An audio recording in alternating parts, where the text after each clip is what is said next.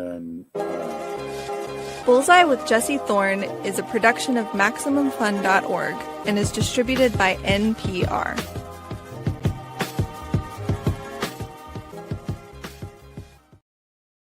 Hey, everybody, it's Jesse. It is Bullseye's 25 for 25. What does that mean? It is the 25th anniversary of Bullseye this fall. That's right. I'm 25 years old.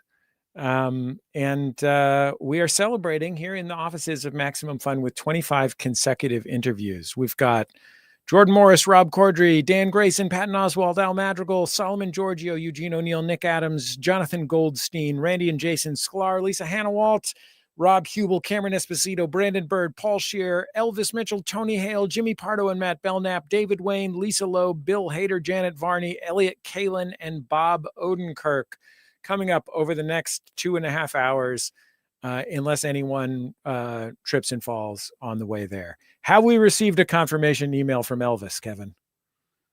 Elvis, we have not received a confirmation email. Elvis Mitchell is a wonderful genius, and he's also a man who emails you back sometimes. So we'll see. We'll see if Elvis Mitchell shows up to this event. But I'm glad to have all of you here. I'm so excited to be doing this. This has been, in addition to like these special things that we're doing, the 3 live shows in New York, Los Angeles, and Santa Cruz, and this 25 for 25 event, we have been going through old tape, going through old hard drives, running off old cassette tapes. I mean, we literally had to get a cassette tape player so that we could digitize cassette tapes of recordings of shows from our Santa Cruz days. It has been a kind of an amazing reminder of all that we've done over the last 25 years. And when I say we, I mean, I'm the only one who was here the whole time, but an incredible group of people has worked on Bullseye over those years. And speaking of the group of people who have worked on Bullseye over those years, my first guest is one of the first people who ever worked on Bullseye. In fact, he's been working on Bullseye since the second week that it aired, because the first week I thought my co-host was going to be my friend Matt Dobbs. His name is Jordan Morris. Jordan, come on in here. Jordan, of course, is my co-host on Jordan Jesse Go. He is also the author of the graphic novel Youth Group. I was his RA. Hi, Jordan. Hi, how are Jesse. you? It's great to be here. Congratulations on 25 years of Bullseye. Oh, my God. Thank you for coming in. Thank you for bringing the energy right away. I'm glad our segment producers got to you. I wish they'd given me notes on what to do. Thank you. I'm happy to be here, and I'm thrilled to be the first guest on this marathon. Is it true that the guests only get less exciting from here? Yeah, that's absolutely correct. No, I mean, at the end of the day, when you're on the internet, people are going to want to see Cotton Candy or Andy. And then from there on out, yes, it's all a decline. Mm-hmm. Do you remember meeting me? I don't think I remember the like exact moment, but an early memory I have is like, so you were my RA. Performing at Arts UC Hall. Santa Cruz, go Slugs. Performing Arts Hall, Porter College, for those who are in the know, for people who want to know what building we lived in. Yeah. It was Porter.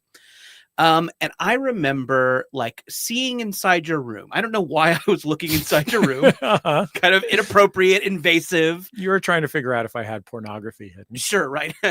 Listen, it was back in the day we needed hard copy mags.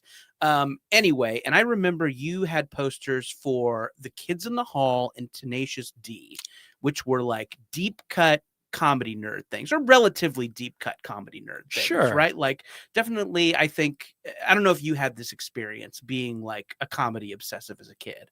Like you maybe had friends that watched SNL and like maybe 1 or 2 friends who had heard of like Monty Python, but stuff like Kids in the Hall, Tenacious D, these were like deep cuts that you felt like were just for you. Yeah, you had a fair number of friends who had seen the Dana Carvey show, but it had made most of them angry. Right. So the ones that had actually Yes. enjoyed it were very few. Sure. Yeah. And so like meeting someone who not only had like heard of this stuff, but like liked it in the same way that I did, that was like a big deal. And I remember thinking you were cool because you were on the college improv team. And there's nobody cooler than the captain of a college improv team. Were you the captain? Is that fair to say? No, that isn't fair to say. Okay. Two nice guys started the college improv team, and they quickly lost control of it. There's always power struggles within improv groups. Yeah, and they were very nice dudes, Of course, very talented dudes. Yeah, but our eventual co-host Gene was on the team my freshman year, the funniest guy there, but he had just quit, and we were just about to have the big auditions for year 2. Right. And that's when you and I started working together. I think. I auditioned for the improv group. I got in. I was so excited, and that started a comedy career that I think many would call fine. Yeah, the beginnings of a comedy career that some would call relatively consistent. Yeah. Did you know? Speaking of relatively consistent, did you know that the improv group that we started in when we were in college, Humor Force 5, which was new the year that my freshman year of college, you're 1 year younger than I. Did you know that improv group still exists and is holding auditions right now? What? I mean, not like right this minute, but I just saw they're posting for auditions. That's really amazing. It's very cool. Wild that kind of a sweaty Pulp Fiction reference is still a fine name for a college improv group. Yeah. Really cool. I know those were some fun times. I am very part of me is very embarrassed to have done improv for as long as I did. But it was a really cool thing. And I met you doing it, and it led to our college radio show and the Ritual podcast. And when I moved to LA doing stuff at Upright Citizens Brigade and the IO Comedy Theater, those were cool things. And I met a lot of cool people. Improv, a little bit embarrassing, but it forges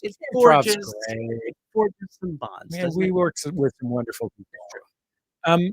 Did you ever get your broadcast license at KZSC? Did you ever take a class where you have to learn how to operate the emergency alert system? I did, yeah. So I did. So I think to host a show on KZSC 88.1 FM, heavyweight 88, you have to do a certain amount of volunteer hours, and then you have to learn all that stuff. You have to learn when to do the public service announcements, how to play the emergency alert, things like that.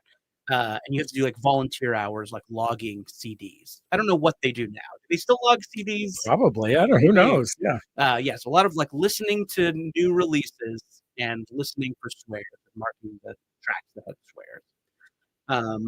I did that, and I hosted or co-hosted some other shows while I was there. I did a show called The Funny Show, where I played comedy records. I don't remember. Oh, well. No, we can't. People are going to want to hear about the records I played during The Funny Show, but they can't. No, they're not going to hear. They're not going to hear anything about your ska show, Jordan. Oh, yeah. The Special Crew with Brian Heater. I'm sorry. We cannot reminisce. Well, Jordan, I'm grateful to have you here, and I'm grateful to have had the chance to work with you for almost all of the last 25 years. It's a pleasure consistently and an honor always. So thanks. Yeah, thank you. I'm so proud that I was a little part of Bullseye. And 25 years. Sorry, Jordan, did you hear this? Oh, God, I'm sorry. Okay, stay tuned for the guy who parks the cars at the studio. Again, the guests get less exciting from here. Jordan Morris, our next guest on the program as we interview 25 people for the 25th anniversary of Bullseye, is one of the stars of The Daily Show, Children's Hospital, and Hot Tub Time Machine. He's in the movie The Senior, which is in theaters and soon coming to streaming, Mr. Rob Corddry. Rob Corddry. Come on in, Rob. Have a seat. Hi, Rob. How are you? Those are your headphones. How are you doing, bud? Okay, I'm moving fast because we only have 5. Yeah, that sound means the timer started. Okay, go. we seem to be using, we're using the timer that you would have at a swim meet. I wonder how many of your guests today are going to be a little edgy. Well, you're used to having a segment producer on late night television tell you what to say and give you jokes to say. But on late night television, you're I can't wait. It seems like it goes on forever. You can't wait to be off Oh, it, you know? I have a question for you. Go ahead. You're one of the handsomest guys I know. Agree. Have you always how do you feel about being bald? Oh, I love it. Really? Yeah. I ask you this as a bald person myself. Yeah. I love hearing people talk about, their problems with their hair, or I'm thinking about doing this and I'm thinking about doing that. And there's so much stress involved with it.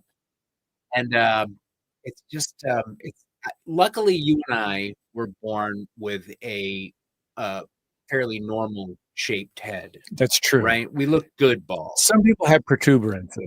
Some people don't, they have ripples and Yeah. stuff. But we're lucky, and now I can just kind of indulge in the freedom of not having to care about so many things that other people have to care about. So you see the primary advantage of this as being like hair product related? Is that what you're Oh, no, saying? no, no. Well, hair product related, that's indirectly, but like I directly just the stress of not knowing what to do with your hair. Like there's only one thing to do with our hair, or Yeah. two things. Let it grow out or shave it. Yeah. That's it. Have you ever thought about letting it grow out? Well, I have for a show I just did. I let it go a little bit longer, and Did it go sideways? it doesn't go down like Sonny Bono. It definitely but I didn't grow it that much, but like it wasn't a good look. My wife did not like it. When was the last time you were not bald? I think fully like 22, 23. My dad is bald. Every male in my family, and some females are losing their hair. And I was doing my hair one day in seventh grade, and I had a beautiful head of like feathered hair, butt cut, and I was combing it. My dad walked past the bathroom.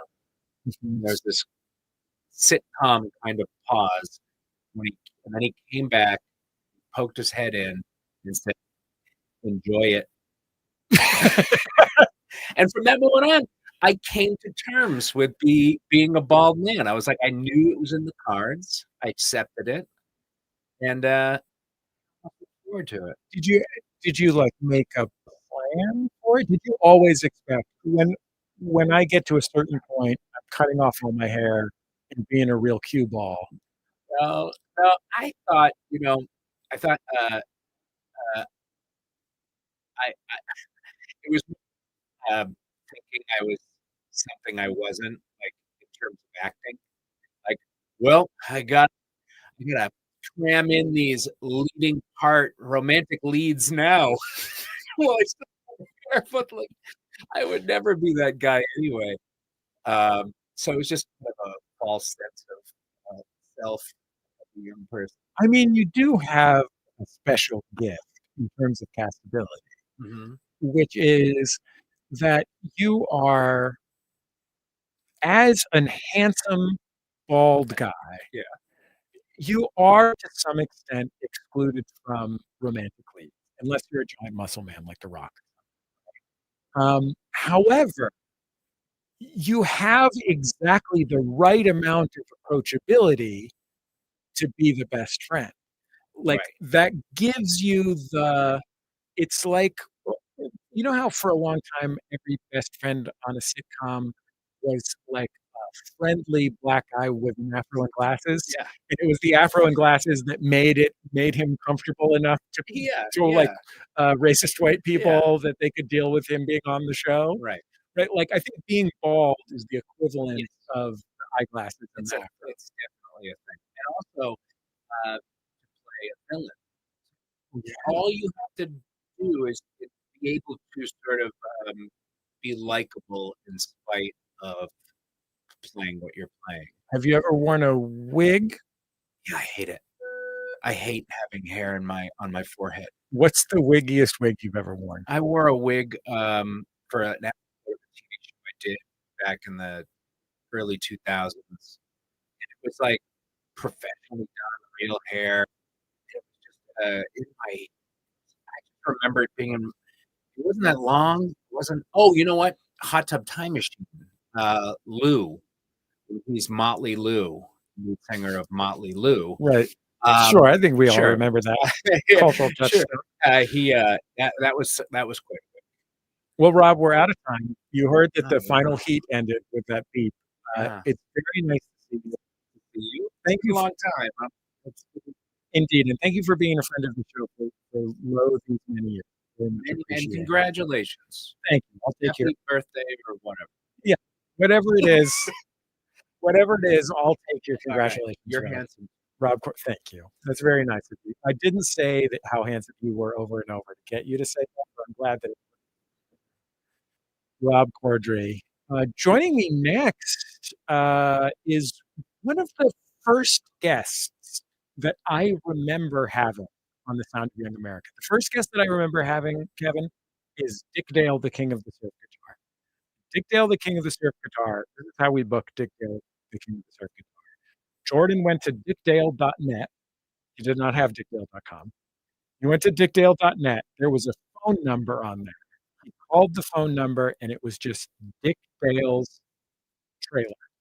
Just Dick Dale lived in a trailer in Palmdale or something. Just called, yes, this is Dick Dale. The next guest I remember talking to was already a legendary stand-up comic. He had already been in Down Paris or McHale's Navy. I can't remember which one right now. He remains one of America's greatest stand-up comics.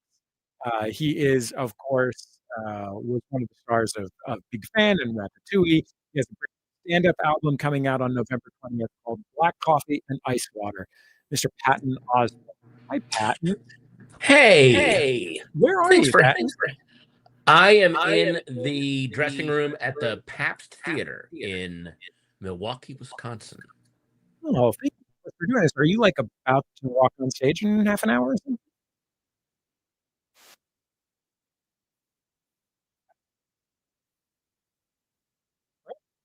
Are we lost Patton for a moment? Oh, yeah. Everything else. Oh, there he's back. Am I back? Yeah. There's sorry. Patton. Sorry. The connection here is so awful. Don't sweat it. You look great. Thank you so much. Patton, It's weird when I was living in the other half of Dick Dale's trailer back. I remember that in 2000. And I did not have a phone, but he let me know. He was like, "I had such a good time in the show. You should do it." And then I was like, "Absolutely, yeah." Got me out of the trailer. So thank you. I really remember that, like, one of the proudest moments of my early career is, and I've shared this with you before, but like in 2002 or something like that, you were playing a New Year's show in San Francisco with Greg Proops, yes. And Dana Gould, and you guys were having a New Year's Eve dinner in San Francisco, and I lived in San Francisco. You invited me and my wife, and went to this show, and we went to this dinner, and I remember so vividly you turning to someone there. Wendell Levita and Dave Eggers were there, and Bucky Sinister was there. The Modern Drunkard guy whose name I'm forgetting. Right now, and saying like, these guys have a radio show where they interview people, but about comedy. Like, they care about comedy. Well, you got to understand that what a novelty and what an oasis you were for comedians back then, because we were used to doing morning drive time where they're basically just trying to get you to set up your bits and do 2 quick loud minutes and help them, give away panties or t-shirts and just promote the club. It had nothing to do with actually talking to you like a human being. So sitting down with someone that was a fan of the form and could talk to you the way that comedians talk to each other when they hang out meant a lot. It was I mean, now that's the norm, I think, with podcasts, but back then that was, oh wow, we're gonna actually take our time and talk. This is fantastic. Yeah, I mean, I sometimes think like, what have I wrought? And I mean, obviously, not just me. Also, it's also Jimmy Pardo's fault and Mark Maron's fault and Hardwick's fault. But like, it really does seem to be this thing that was for special nerds of the special thing once upon a time. and now is for driving America towards fascism. Exactly. We had this delusion that we were really going to open up and move America forward, and the conservatives and fascists saw how effective it was, and just used and looked at us using all of our ironic racism and said, "What if we weren't ironic about it?" And lo and behold, people seem to love it. So yeah, we gotta. It's up to us to take it back at this point. And I was just watching you on the Great American Baking Show holiday special, the Halloween special. My daughter will watch Halloween-themed television programs through the entire month of October. Heck yeah. So we really have to do a lot of digging. Like, I want to be clear, Patton. Like, if you're imagining that we're allowed to watch, for example, a regular episode about a werewolf, no. It has to have trick-or-treating type. It has to have Halloween content in it. Set in October, brown and orange leaves, all of it. So I'm watching you make this cake, and you won the challenge. Spoiler alert! And I was really thrilled. But I have to say that must have been a really tasty cake for you to win, because it looked horrible. Yeah, it came out very odd. I thought, again, pumpkin and spice together, those aren't really my favorite flavors, so I'm not as focused on making it look amazing as I tried to make my quicksand cake look, which didn't work.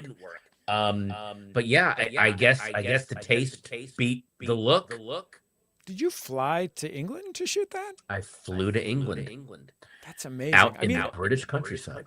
I like Casey Wilson and Andrew Reynolds are the hosts of the American version of the show. So They're that's great. like, I'm sure, people that you know and have met, and they're both wonderful, both past guests of Bullseye. And so I imagine there's like some trust built into it because of that. Yeah. But also, you flew all the way to England to embarrass yourself on television. Yeah, exactly. That's you know. Hey, look, at least I got a free trip to England out of it. I'm not complaining. I'm very, very happy, and I got to stay in a gorgeous hotel in the countryside, and got to go into London one day. So I have no complaints. Patton, the bell just rang, but I have one last follow-up question for you. Go right ahead. Did you practice ahead of time? I did practice on the pumpkin spice cake. I did not practice on the quicksand cake, and it really showed.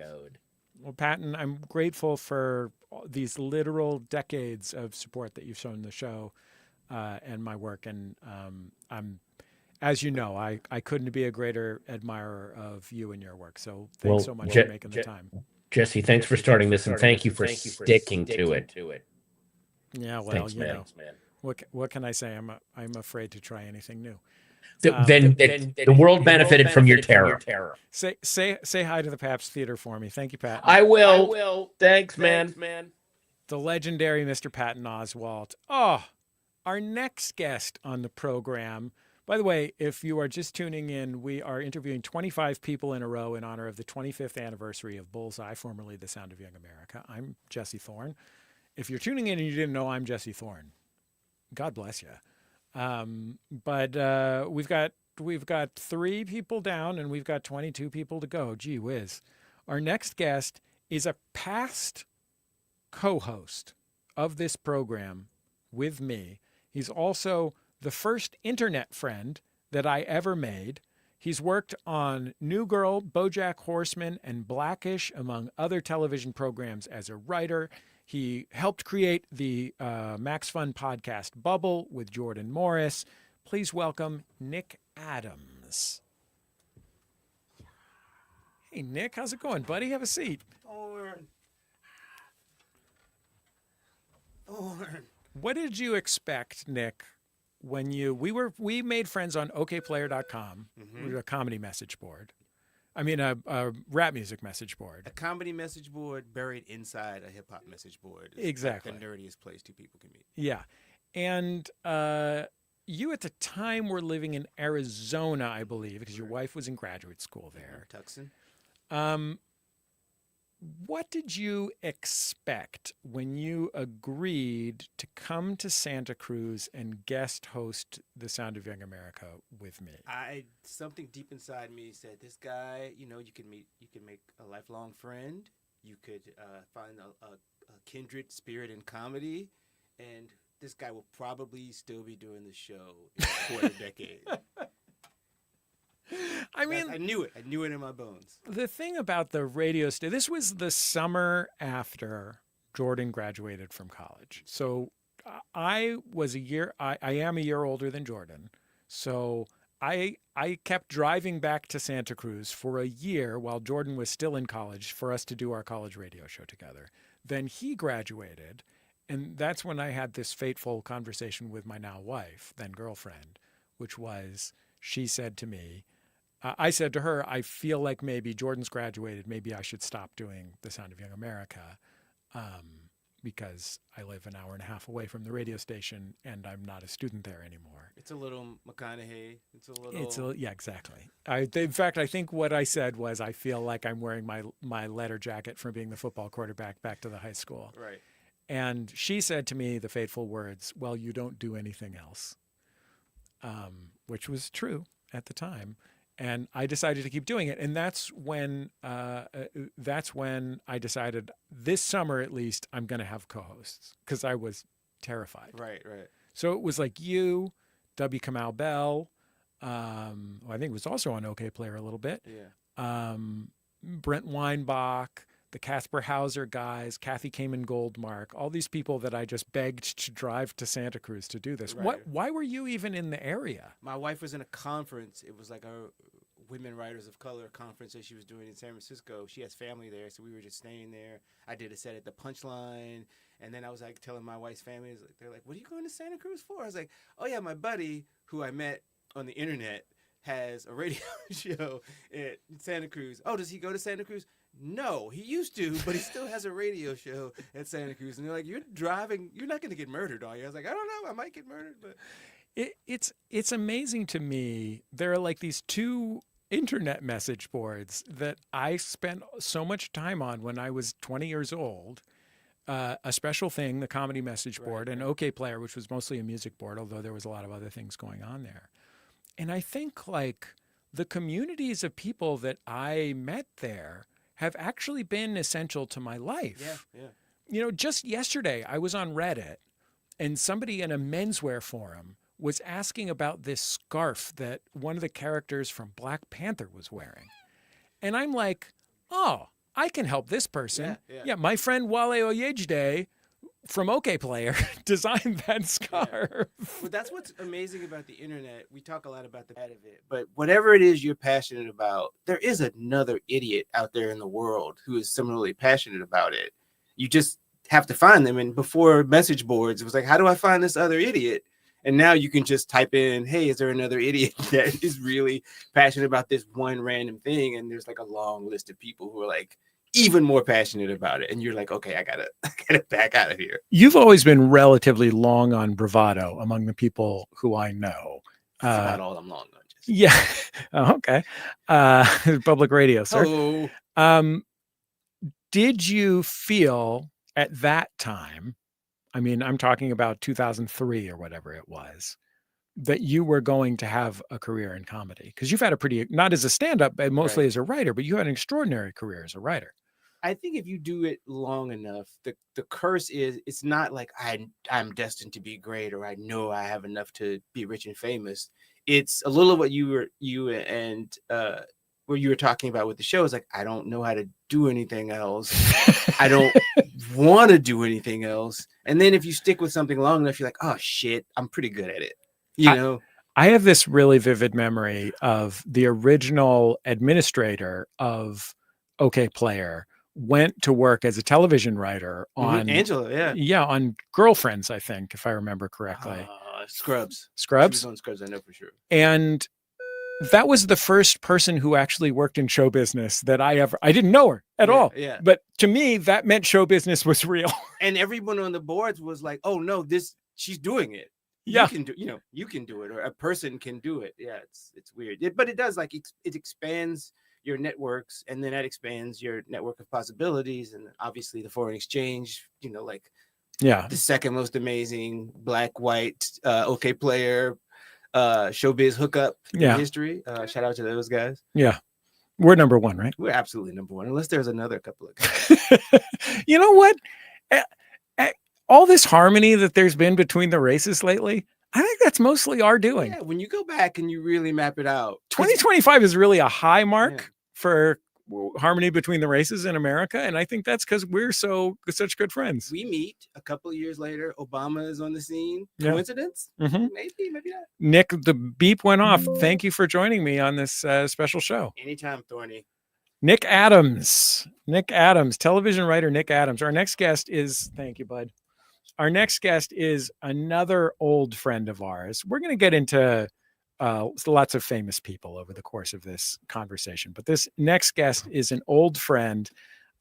He is a musician and programmer. He is also a classmate of mine from UC Santa Cruz. He was my freshman year dorm room neighbor. And he is also the composer and performer of the original theme music for The Sound of Young America. You can buy his t-shirts on Instagram at Cruelty Rots Your Soul, Dan Grayson. Hi, Dan. How you doing, bud? Hey, doing great. Yeah, that would be a very different message. Rots your soul, as opposed to rots it. Yeah. You're wearing the original Sound of Young America t-shirt right now. I am, yeah, with the Ming the Merciless rocket ship on it. Did you just steal it directly from Ming the Merciless? Yeah, I did actually. Okay, good. That's called graphic design. Yeah, right? Yeah. Do you remember writing the Sound of Young America theme music? Oh, yeah, absolutely. I mean, it takes me back to circa maybe 2002, 2003. Yeah, 2002 like maybe, because you would have been, you're 1 year older than I, so you would have been graduated from college. I would have still been either in my senior year or in my bonus year, where I was driving pathetically back and forth to Santa Cruz to do the show with Jordan. Mm-hmm. Yeah, and so I was living in a pool house in Valley Village that our friend Jesse Davis's grandma had. And there was no bathroom. There was no bathroom in there. No, I had to go across, walk past the pool, and use the bathroom in the house over there. But what we did have was a very makeshift little recording studio set up. I mean, you had, when we were in college, between your sophomore year and your junior year, you made like a choice to transform your life, where previously you had been a classic guy with a Pink Floyd bedsheet tacked to his wall. Just the most classic version of that. A lovely one. That specific kind of nerd, though. Yes. Yeah. And you're always a lovely man. I want to make that clear.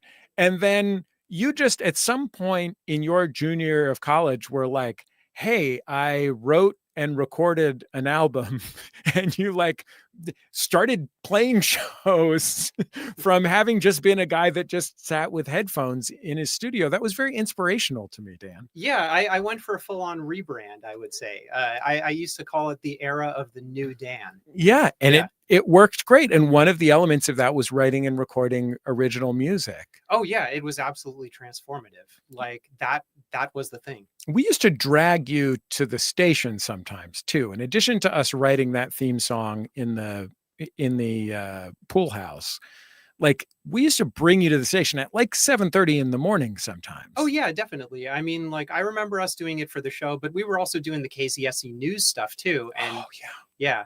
You were the news director. I was the assistant news director. Yeah. And we had that show that we would do every week for that. You know that the next assistant news director became the producer of Bullseye with Jesse Thorn, Nick White. Oh my God. I didn't actually know. So I guess what I'm telling you is you blew it. Yeah. Your highly successful job where you work at PayPal now is a total failure, because you could have been working in public radio this whole time. Dan. I know. Look what I could have done instead. Well, Dan, I'm grateful to you. This t-shirt I think is going to come up later. So make sure and show the camera the t-shirts. You have a svelte bod too, so you look great. This t-shirt is going to come up later in the program if everything goes according to Hoyle. Dan, thank you for joining us. It's nice to see you, friend. Jesse, it was an honor. Good luck with that beautiful baby. I love seeing the pictures of the beautiful baby. Oh, thanks so much.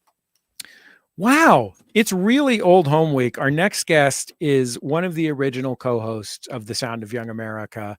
He has for decades now been a reality television producer, and he's clearly wearing a Los Angeles Dodgers t-shirt to taunt me. My old friend, Gene O'Neill. Hi, Gene. How are you? Hi, Jesse. And I might be watching the Dodgers collapse right now. So perhaps it is you who shall taunt me Yes. when all is said and done. It's great to see you, bud. Good to see you. We were talking about this when we were recording. We're going to have a special episode of Bullseye that comes out that will be hosted by you, me, and Jordan. And when we were recording that, one of the things that we talked about was that you and I met in the core class for Porter College at UC Santa Cruz. This was the class that everyone who was at this residential college had to take together their freshman year. We were in the same class. And the thing that I remember most about that class is you telling me later that you thought I was either drunk or high the entire time. Yes. Tell me why you thought that, Gene.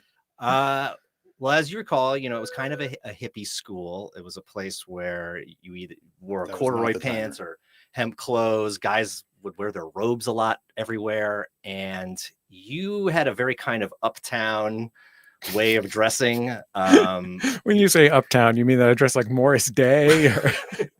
You would wear like suits a lot. But then you would also wear these like really big, like throwback basketball sneakers. You just had a sort of style of dress I had never seen before. And then you had a kind of a very maybe arts school mannered way of speaking that I thought was very funny, by the way. You were just very different from everybody else. And yeah, I don't know why, but I just thought, man, this guy does a lot of drugs and I need to hang out with him.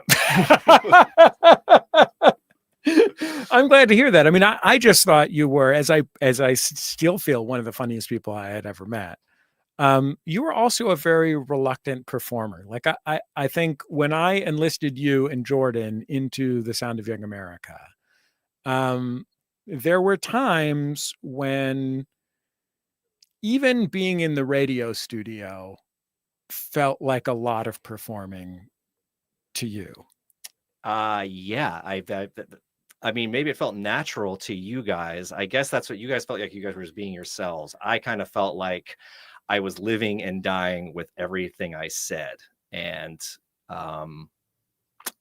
yeah, I just like every time, you're trying to be funny on the radio. And I just felt like I had a lot of whiffs, or at least I remembered the whiffs way more than I remembered the hits. And it just felt like it was killing me doing radio. Like it was just torture doing it. And you guys were just so funny. Like you and Jordan just had such great chemistry together. You guys bounced off each other so well.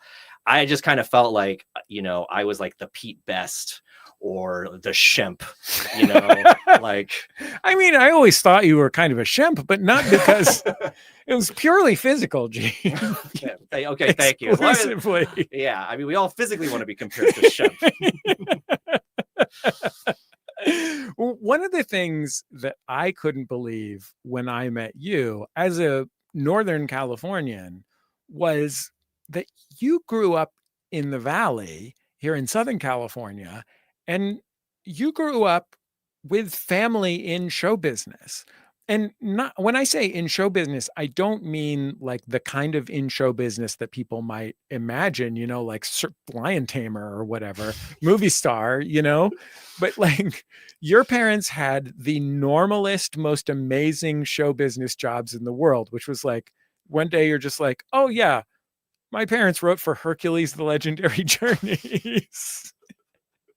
Did that reveal live up to they had the most amazing job in show business? Writers for Hercules, the Legendary couldn't believe it. But then when I found out that your dad was in the stuff. Yeah, that's true. Dad had a few bit parts in some bad 80s horror movies. What do you think you learned from having parents who were screenwriters and, middle-class screenwriters, like ones who worked, but weren't, Joe Esterhaus or whatever? That's the best I could come up with for celebrity screenwriter. Well, what's funny was I guess the two things I learned was because when I was young, they were writing, and then they got laid off. They were writing for like General Hospital, and then they did not work for like a very, very long time. It was just very hard for them to find a show. So we kind of went very quickly went from looking like we were a family with money to a family with no money, and living with that anxiety of, where is money going to come from? Because your parents were a writing team. Yeah, they were a writing team. And so I kind of grew up a little resentful of their choice of vocation, because I just thought, why don't you guys just get jobs that pay you something every year rather than trying to hit a home run with writing? And I thought to myself, I would never do this. This is just, there's way too much insecurity in this. And then, lo and behold, when I graduated from college, I had realized that's what I wanted to do, is I wanted to try to be a writer. The other thing I had learned was to resent the existence of reality television. Because remember when Survivor first came out, my parents were just reality shows were a bad word in us. You were not allowed to watch a reality TV show in the house, because to them that was this is what's taking, food off of our plate. And now you've worked on Big Brother for now 20 years. Right. And once I couldn't really quite make it as a writer, I now work as a reality TV show producer. So I learned both of those lessons from my parents. Well, Gene, I heard the tone. That means that we're out of time, but it's always nice to see you. All the time I need, baby. I wish you nothing. I wish you nothing but the best, and the Dodgers nothing but the worst. Okay, thank you, Jesse. I would take it if you flip that. You can wish me the worst and wish the Dodgers the best. Gene, I wish the Dodgers the best with their collapse. Okay. All right. Thank you, Jesse. Gene O'Neill, original co-host of The Sound of Young America. Our next guest is another past co-host of this program. In that one summer where Jordan went away to college and I was terrified to go behind a microphone by myself, I invited this man down to Santa Cruz to guest host The Sound of Young America with me. He's been my friend ever since. He is, of course, a past Daily Show correspondent. He is an actor on most television shows. All the shows. He just wrapped a Disney show with Jon Favreau. He just produced a special with the comedian Vince Caldera, which is out today. And he's doing stand-up comedy, Al Madrigal. Tonight. How are you doing, Al? I'm doing great. Great to see you. It's This nice to see you is quite too. the challenge. So every 5 minutes, somebody's coming in, knocking them out. Yeah. Here, you're doing it. You did it to yourself. Yeah, I did. These are all people I emailed, Al. Yeah, totally. What did you think it was going to be like when you drove to Santa Cruz to do The Sound of Young America with me? That's hilarious because, it's coming from San Francisco to get to Santa Cruz. You're going up to 17. It's kind of treacherous. It's a terrifying freeway. I remember actually driving a car, and it wasn't because we had clients up there. I was working for my parents' family business while I was doing stand-up comedy also. So you were still a professional person who fired people. Correct. That's what it is. A professional hatchet man. If you saw Up in the Air, I did that. And so we had people in Santa Cruz. And I remember driving up to 17 and going, oh, there must be a forest fire. And it was my gearbox. Oh, no. Yeah. So I was driving a car on fire up to 17. And so you'd think that would have stopped me. Then I would never go up there again. But I love it up there. I mean, so Capitola, Aptos, and Santa Cruz, it's all very nice. It's Felton, Ben Lomond. We could do this all day. Yes. A little methy. Yeah, true. That's fair. But great. Yeah. Yeah. Monterey Bay Aquarium. A lot of street rats. Mm-hmm. But lovely. Can I tell you what happened the first time I drove over the 17? What? I didn't learn to drive until I was 20. Oh, shit. I'm native San Franciscan. I'm from the Mission. I just took the bus. Okay. But I was tired of this. You had to get out of Santa Cruz. You had to take an Amtrak bus over the Santa Cruz mountains to get to San Jose. And then you could go somewhere if you were on public transit. So I finally decided I'm going to learn to drive and buy a car. And the first time that I drove over the 17 in this 1982 El Camino that I invested my money in, I saw lights behind me. It's nighttime. I didn't know what to do. I went too far, then finally found a turnoff. There are not a lot of turnoffs on the 17 either. Finally found a too small cul-de-sac off the side of the road, pulled over, cop pulls over behind me. First thing he says is, "Why did you take so long to pull over?" I said, "I'm sorry. I didn't know how getting pulled over works." I said that.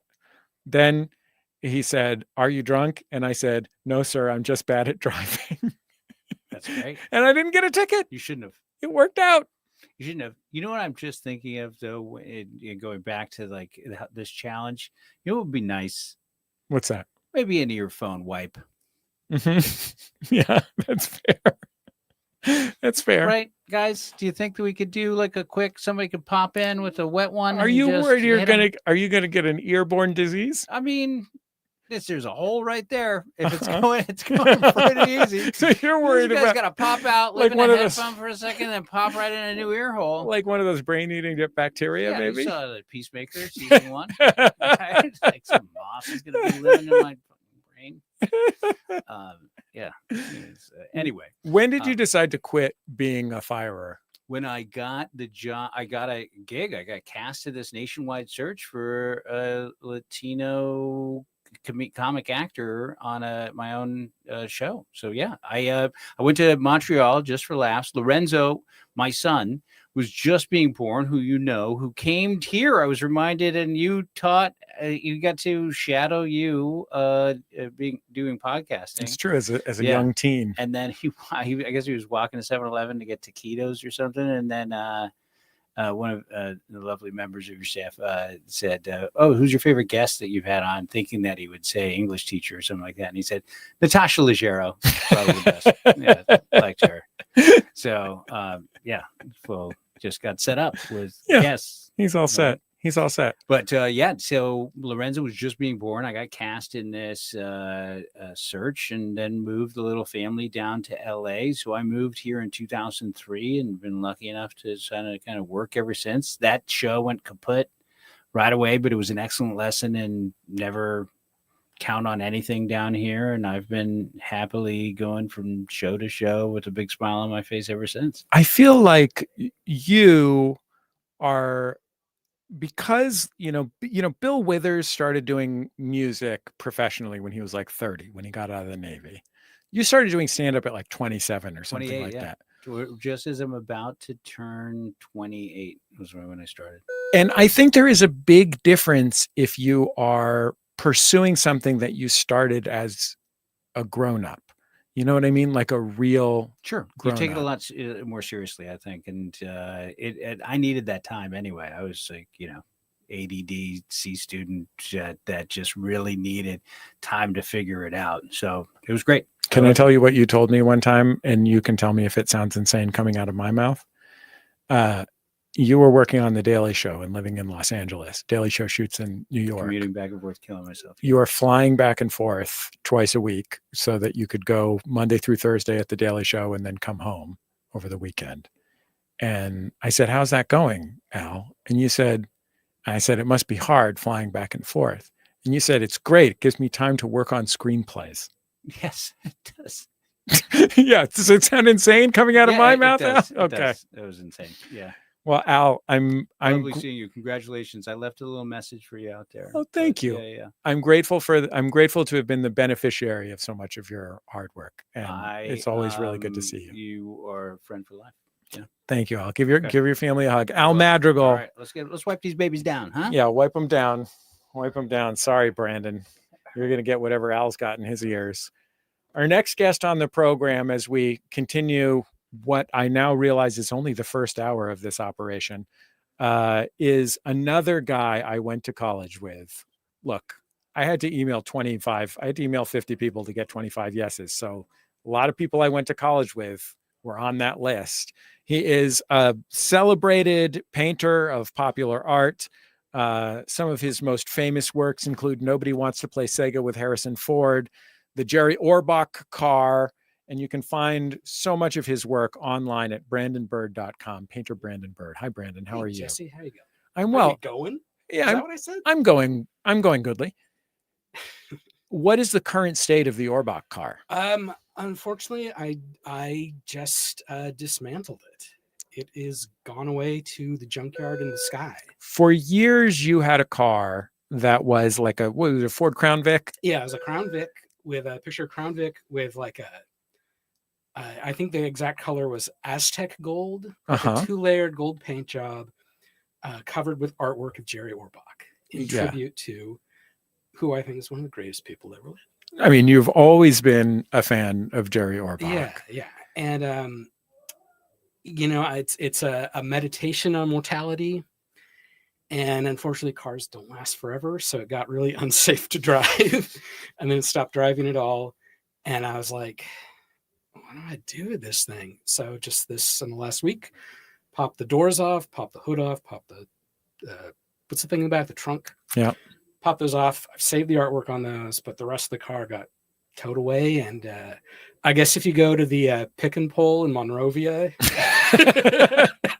you get a pull apart of the Jerry Orbach car.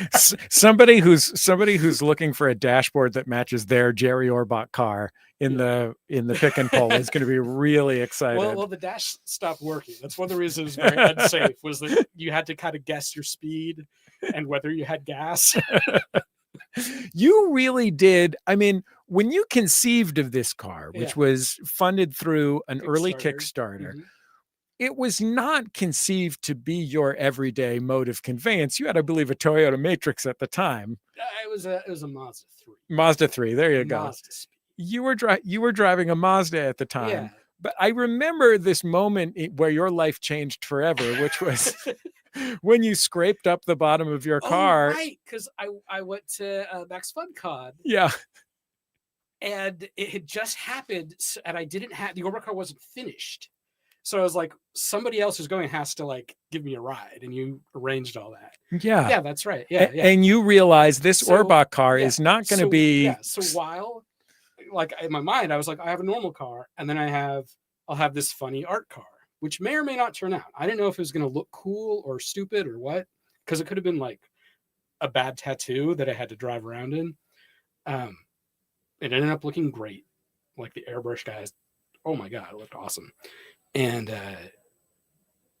my normal car just got totaled. And I was like, well, technically I have another car. And I was like, I'll just see how it goes, just having this be my car for a while. And it just kept me my car. How long did you drive it? 10 years? Not that long. 25 years. 25. I think it was close to 10 years, Brandon. Yeah, actually, the Kickstarter was 2016. Now it's 20. Yeah, the Kickstarter was almost 9 years ago, but it was made in 2017. I think. Yeah. Well, yeah. Were you prepared when it became your everyday car for what that meant for your lifestyle? No.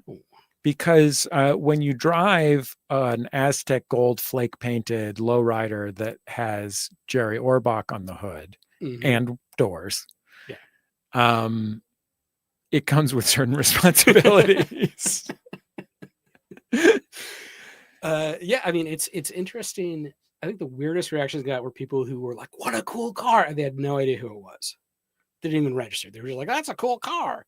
Like people go, "Can I buy it?" I'd be like, "Do you like Jerry Orbach?" They'd be like, "Woo." Or people go, "What a cool taxi, man!" And be like, they just thought it was your friend that got killed in a shootout. I don't know. Sometimes cops would really like it because it was a former cop car, right? An instrument of destruction that was turned into an instrument of peace. Yeah. But I'm just reflecting back on the memories. Although, truthfully, the car itself was kind of a piece of shit. Yeah. But if I had to do it over again, and I do want to do another Jerry Orbach car. You specifically want to do another Jerry Orbach car. Well, yeah. You're not going to pivot to the Ice-T or license plate something. I got for it was Orbach 1. Yeah. Inspired by the Ecto 1, of course. Every kid wants a custom car.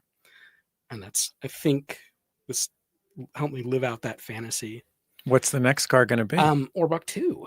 But have you thought about, you can't just go buy one of those cop cars anymore. Like there was a time when you could, but yeah.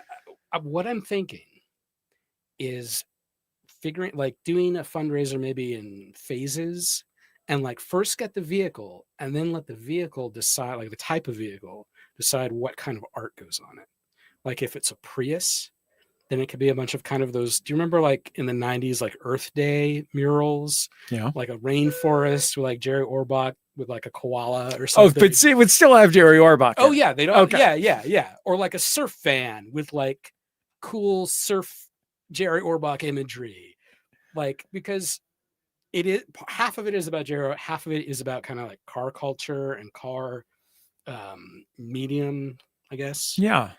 Because that's what I like to do with art is like pop culture stuff, but also like, play around with like the form and the styles and lots of different like art car styles. Well, So Brandon, I wish I'd like you to do Orbach too. I wish you all the luck in the world with Orbachs 2 through 12. Yeah. All the future Orbachs that may be in your life. And I look forward to the overrun in fundraising that will allow me to drive the iced tea car. Thank you for joining me. Brandon Bird, the original painter of light. You can find him online at brandonbird.com. I think our next guest is up here inside this computer. He is a radio producer, an author, and a host who you might have heard on This American Life. He is best known as the host of the incredible podcast Heavyweight, which began on Gimlet, but can now be heard on Pushkin Industries. Mr. Jonathan Goldstein. Hi. Perhaps from Canada? Where do you live these days, Jonathan? I'm in Minnesota, which is like the Canada of America. No. How are you doing? Gosh, your beard looks gorgeous. Thank you. It's just kind of I've kind of given up. How have you been feeling about being buffeted by the winds of change in the podcasting industry? I mean, your show was meant one of a pile that came to an end at Gimlet. And you were sort of up in the air for a while. Yeah, we were. I never fully understood why they bothered with us. It just seemed easier to have, these 4-hour podcasts where they just record like the thing that I'm doing is like these audio documentaries that sometimes take years for an episode. So I was just happy for as long as it lasted. And I don't know. I feel a little like the canary in the coal mine or something. I'm hoping this works for all of our sakes. Were you terrified that you had come to the end of the line for careers for people who made sound-rich audio fancy stuff? Well, I will say that it doesn't take much to terrify me. I mean, if the doorbell or the phone rings, I'm terrified right now. I minimized the screen so it doesn't feel as intense. I mean, I feel like I would just keep doing it. When I first met you, when you were just a little boy, I mean, I was, I remember I had just moved into a storage closet. It was a storage closet that they had told me was my new office at the CBC. And, I was just doing my own thing and in this little storage room off the newsroom, and no one really understood it. You did. And you connected me with a lot of people that ended up being on the show. But I don't know. I'd probably just keep doing it. I mean, I was recording after the show was canceled.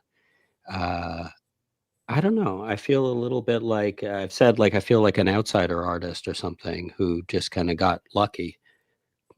I mean, in a way, it is as remarkable that your form of outsider art had a moment as insider art. Like there was this period where if you were someone who was really skilled at creating the kind of audio that you create, and obviously your work is distinctive from anyone else's, it's very Jonathan Goldstein-y, but like the kind of high touch audio that you're able to make, that was like an in-demand job skill when it had been the opposite of that for 40 years. And as the podcast economy collapsed, would once again become the opposite of that. You know what I mean? Yeah, but I mean, I feel like when it was booming for the first time in my life, I felt like, oh, I'm at the right place at the right time. I feel like when I was in high school, I missed the sexual revolution, and all that hippie stuff and everything. But I felt like, because I was doing it when This American Life, like when I started as a producer at This American Life, it was really the only game in town for that kind of audio. I mean, like maybe Radio Lab and and a couple other things. So, I still feel like it's, even though it isn't what it was, it's still bigger than it was way back when. So, Do you feel secure right now? like just in life or career wise? Career-wise, professionally, Oh, but also okay. in life. I'll take in life as well. Yeah, I feel okay. I got the beard. I'm in the Midwest. I'm in a red tracksuit, No, you got do the look world on a good. chain. You're looking Yeah. great. Yeah, thank you. Yeah, I think I feel just lucky to be doing it again. There were a couple, yeah. there were a couple of times that I went to the public radio conferences and found myself just glomming on to someone. And there was a year that I glommed on to you, and you had come down from Canada. You were still living in Canada at the time and doing Wiretap. And I was so grateful to have someone to bother who also didn't feel like they belonged there. Oh, that's really nice to hear. It's so funny. I remember that conference in particular. I was there. All I had was the CBC had sent me there with a life-sized stand-up poster of myself that I just stood beside, feeling very uncomfortable and begging people to take these handmade CDs that I had. And I thought you had it really like together, because you were handing out these candies that said America's Sweetheart or your radio sweetheart. That might be true. That sounds like Yeah. something I would do. And I thought, man, this guy, like, I didn't bring any candy. Like, I want to be clear, it didn't work. Like, I don't want you to Right. misapprehend the situation. It was a failure, but Yeah. I think at that conference was the conference where I was at the Public Radio International booth on the conference floor, and someone walked by from WHYY in Philadelphia, which carried my show. It was one of the few stations that carried my show. Yeah, me too. And they grabbed her, I think, because they wanted to get like a pull quote from her, kind of thing. She's a program director of a big station. She carried my show. They're like, this is an ally. And I met her. She's very nice. And then they said to her, well, what does Terry think of the show? Meaning Terry Gross, who produced her Fresh Air, a similar show to mine, out of WHYY in Philadelphia. And this is like the only thing I remember from that time is just this woman from HYY turning to the guy standing next to me from PRI and saying, well, one time in the hallway, she told me she thought it had a stupid name. That's a pull quote. She's a very nice woman. I can't emphasize enough. Both this woman who said that and Terry Gross, very nice people, lovely people, brilliant people. Yeah. Well, you have a nice name, though. You personally. Thank you. That's very nice of you. Jonathan Goldstein's not bad either. It's okay. Do you miss those little bagels that they have in Montreal? No, not so much. People get excited about bagels and they have very, big opinions. I'm like, I'm okay. I'm okay with Minnesota bagels. That should be my catchphrase. I'm okay with Minnesota bagels. Jonathan, it's really nice to see you. I hope I'll see you down here in Los Angeles sometime soon. I would love that. It's so nice to see you too. And if you're ever in the Twin Cities, please, you let me know. Okay, we'll see you up there. Jonathan Goldstein, podcasting legend and genius. We're going to take a quick break so that I can go to the bathroom and get a new seltzer. You're watching 25 consecutive interviews on Bullseye with Jesse Thorn to celebrate our 25th anniversary. We have so many cool people coming up, including Rob Hubel and Solomon Giorgio, Paul Scheer, Tony Hale, Jimmy Pardo, and Matt Belknap, and many, many more. So please stay tuned to this live stream. And thank you so much for watching. Thank you so much for supporting us these many years. We'll be back in just a couple minutes.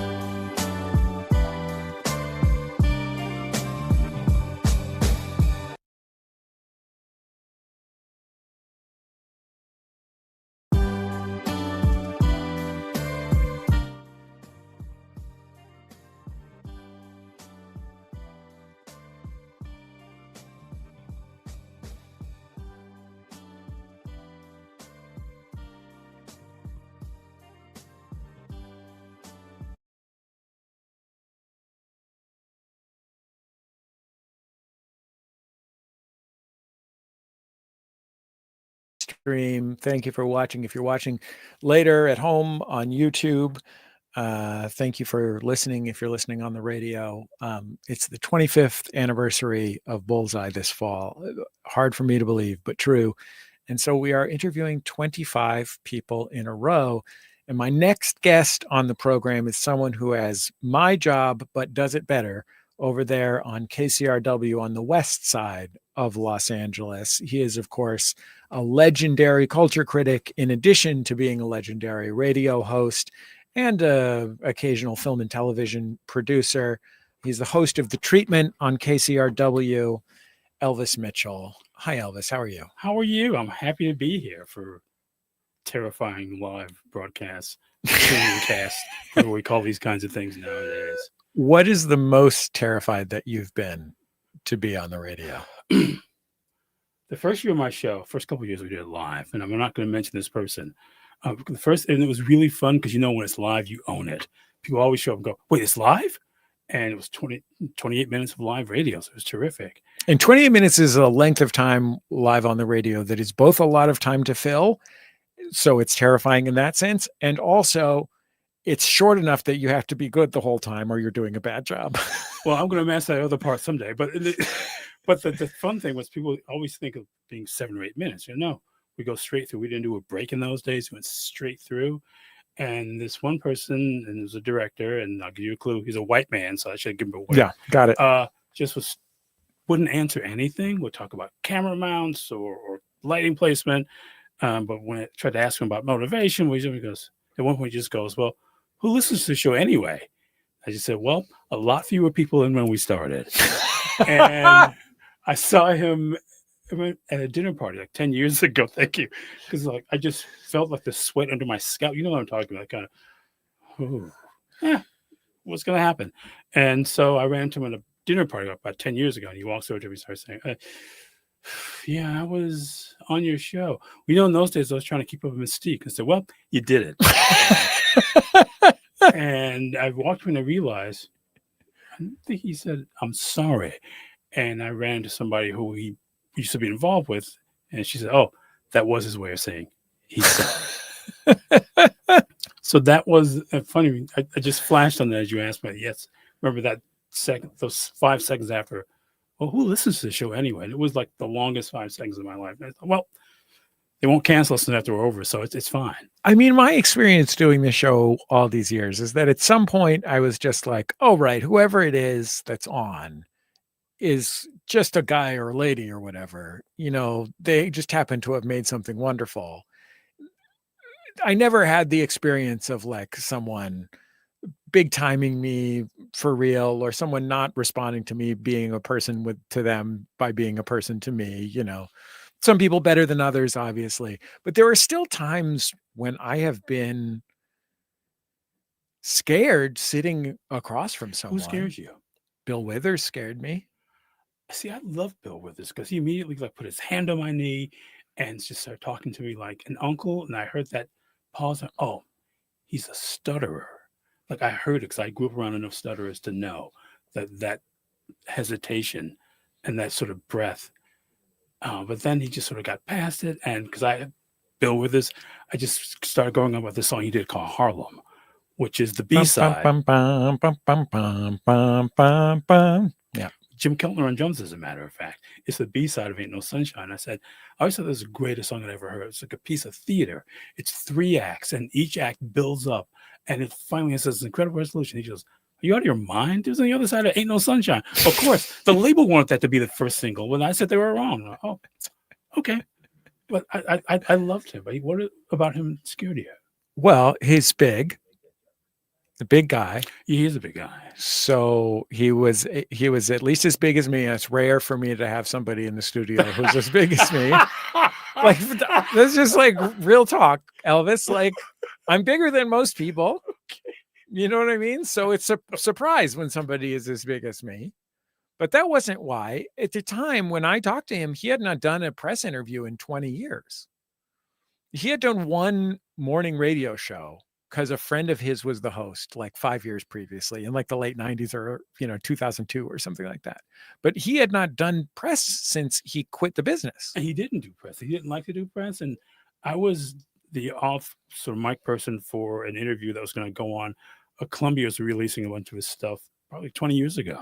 And so he didn't want to do it. He didn't want to be there. His daughter was with him, who's kind of his handler. Everybody's really kind of nervous and treating him gingerly. I just thought, I'll talk to him like a fan.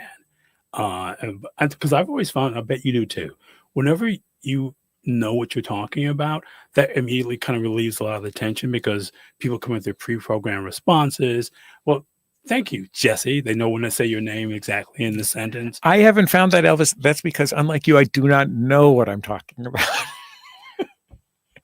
Forgive me for being presumptuous. That's saying I know what I was talking about. But if you act like you know what you're talking about, right? Well, also if you act like you actually have some knowledge of what they've done, it's an immediately. And I bet you find this too. Whenever you've read the book, they always kind of go,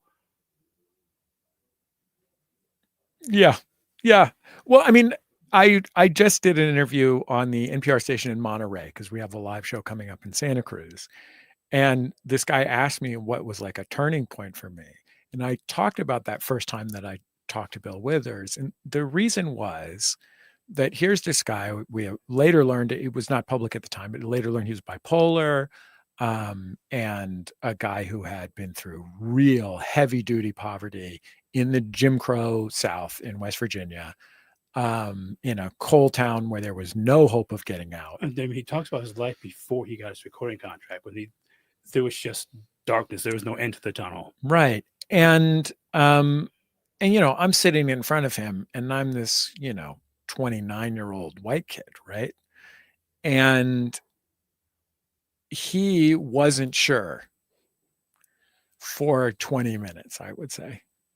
There was 20 minutes of him pushing at me and seeing what would happen. And I think that I stayed with it because I certainly knew what I saw. I love Bill Withers, have the records, listen to them all the time, etc. Right. But like hanging in there while he poked at me and checked. And then it was uncle time. Then I was like, this is the person I want to be my uncle for the rest of my life. But it took 20 minutes of checking. Well, one of my favorite things you did, and I'm glad I got a chance to talk to you about this, was your Betty Davis interview. Because I came close to getting her on, and we had this conversation. She said, I can't go on with you. Because I was just asking very specific stuff about Jimi Hendrix and about dressing Miles. This is the singer Betty Davis, for folks who don't know. Yeah, who was married to Miles Davis and who was a revolutionary. And she said, I'm going to say the wrong thing. I can't go on with you. Which broke my heart. I booked Betty Davis, and we're out of time, but I booked Betty Davis because there was someone at her record label who liked me. They were re-releasing her records, which had been out of print forever. Yeah. And somebody there had heard, maybe I had interviewed somebody on The Sound of Young America or something, but I wrote to them and asked, and they said, we got permission for her to do one interview, so we'll let you have it. And it was one interview from her. They got permission from her. We should say she did 3 incredible records in the early 70s. Yeah. Walked away from performing and never performed again. There's a really incredible documentary with her former band members trying to connect with her. At the end of it, she's on the phone with them for about 3 minutes, and that's it. So when we say someone who walked away from the business, I mean, that's even more so than Bill Withers. And the terms of the deal were she would call Light in the Attic. I think it was Light in the Attic. They would call me and 3-way call us together because she didn't want anyone to have her phone number. And I, thank goodness, I had read the This American Life comic book about how to make radio, because somebody in there at some point just casually mentions, if you shut up for long enough, the other person will talk. And it was excruciating, Elvis. I mean, she couldn't have been more polite or considerate. It wasn't that she was being a jerk, but I would ask her a question. She would answer with 4 or 5 words. And then I realized, oh, I just have to sit here and wait for her to add another sentence. And it would be like, 1 second, 2 seconds, 3 seconds, 4 seconds, 5 seconds, 6 seconds. And then she would say 6 more words. And then 1 second, 2. And if you took the waveforms of the interview that ran on my show, and you took the waveforms of the silence that I took out, I think there would be more silence than sound. I know what you're talking about, because I just found myself thinking sort of thing. Well, now I know why people sometimes have questions prepared. I know, because it's not a conversation if you have a list of questions, and anybody can do a list of questions. I just remember that phone call, just thinking. Yeah. Well, Elvis, thank you for coming. It's always so good to see you. You always smell wonderful. What do you smell like today? Tell me what you smell like today. The best smelling man in public radio. It would be Bond number 9. Bond number 9. There you go. Elvis Mitchell, host of The Treatment. It's a lot like this show, but better. It's always nice to see you. Stop. It's great to see you too. Always and nice to see you. It's been way too long. Yeah. Well, we'll have to go have a social event sometime soon. You know where to find me. Okay. Great. Well, no, I don't, because you only respond to every 3rd email. Every 20 years, yes. If they were like less space between them, I respond faster. Elvis Mitchell, my next guests on the program are a stand-up comedy duo. Thank you, Elvis. They're the co-hosts of Dumb People Town. They are going to be working on the new Kevin Hart and Kenan Thompson sports show called Good Sports, which is premiering in mid-November. One of them, Randy, joining me here in the studio. One of them, Jason, joining me from a girls' soccer tournament. No, I'm out. I'm fine. I'm in my kitchen. I sound okay, I hope. You sound great. Can I just say Elvis has left the building? I thought you were going to say it, or I was going to say it. Someone need to say it. Jay, I'm so sad you're not here, because the green room or just the hangout area. First of all, there's pizza that I should not be eating. There is flavored seltzer. Every single person that I love is out there right now, and which is really a testament to you. But Terry Gross is ripping bong hits. It's unbelievable. It was me and Paul Scheer and Rob Hubel talking about one battle after another with Elvis Mitchell, which I was oh my God, that should be a show. Okay, that would be like talking to Quentin Tarantino about feet. Can I just say, I'm glad that I booked you two guys, because with a lot of the other guests on the show, I have to ask questions. No, there's nothing. Watch out. You wind us up, we go. Watch out now. Watch us. I just saying this whole experience is amazing, and I can't believe that. I can't believe we're raising money for Kamala to run again next time with this. I know this is so. That's not what this is for. Okay. I was given weird information. It's not bizarre. what we're doing here. Okay, but we're getting Bernie Sanders. Okay, hopefully I'll get in a question here. Yes. I have never known anyone who is more enthusiastic about filling air with every joke that they've ever thought of than the two of you. I mean, I sometimes think maybe Dana Gould remembers more jokes that he's thought of in the past. He always seems to have every joke he's ever thought of at hand. But in terms of that plus new jokes, I think the two of you now there's two of you. It's no fair. It's not fair, but do you ever run out of steam at different times? Yes. And alienate each other?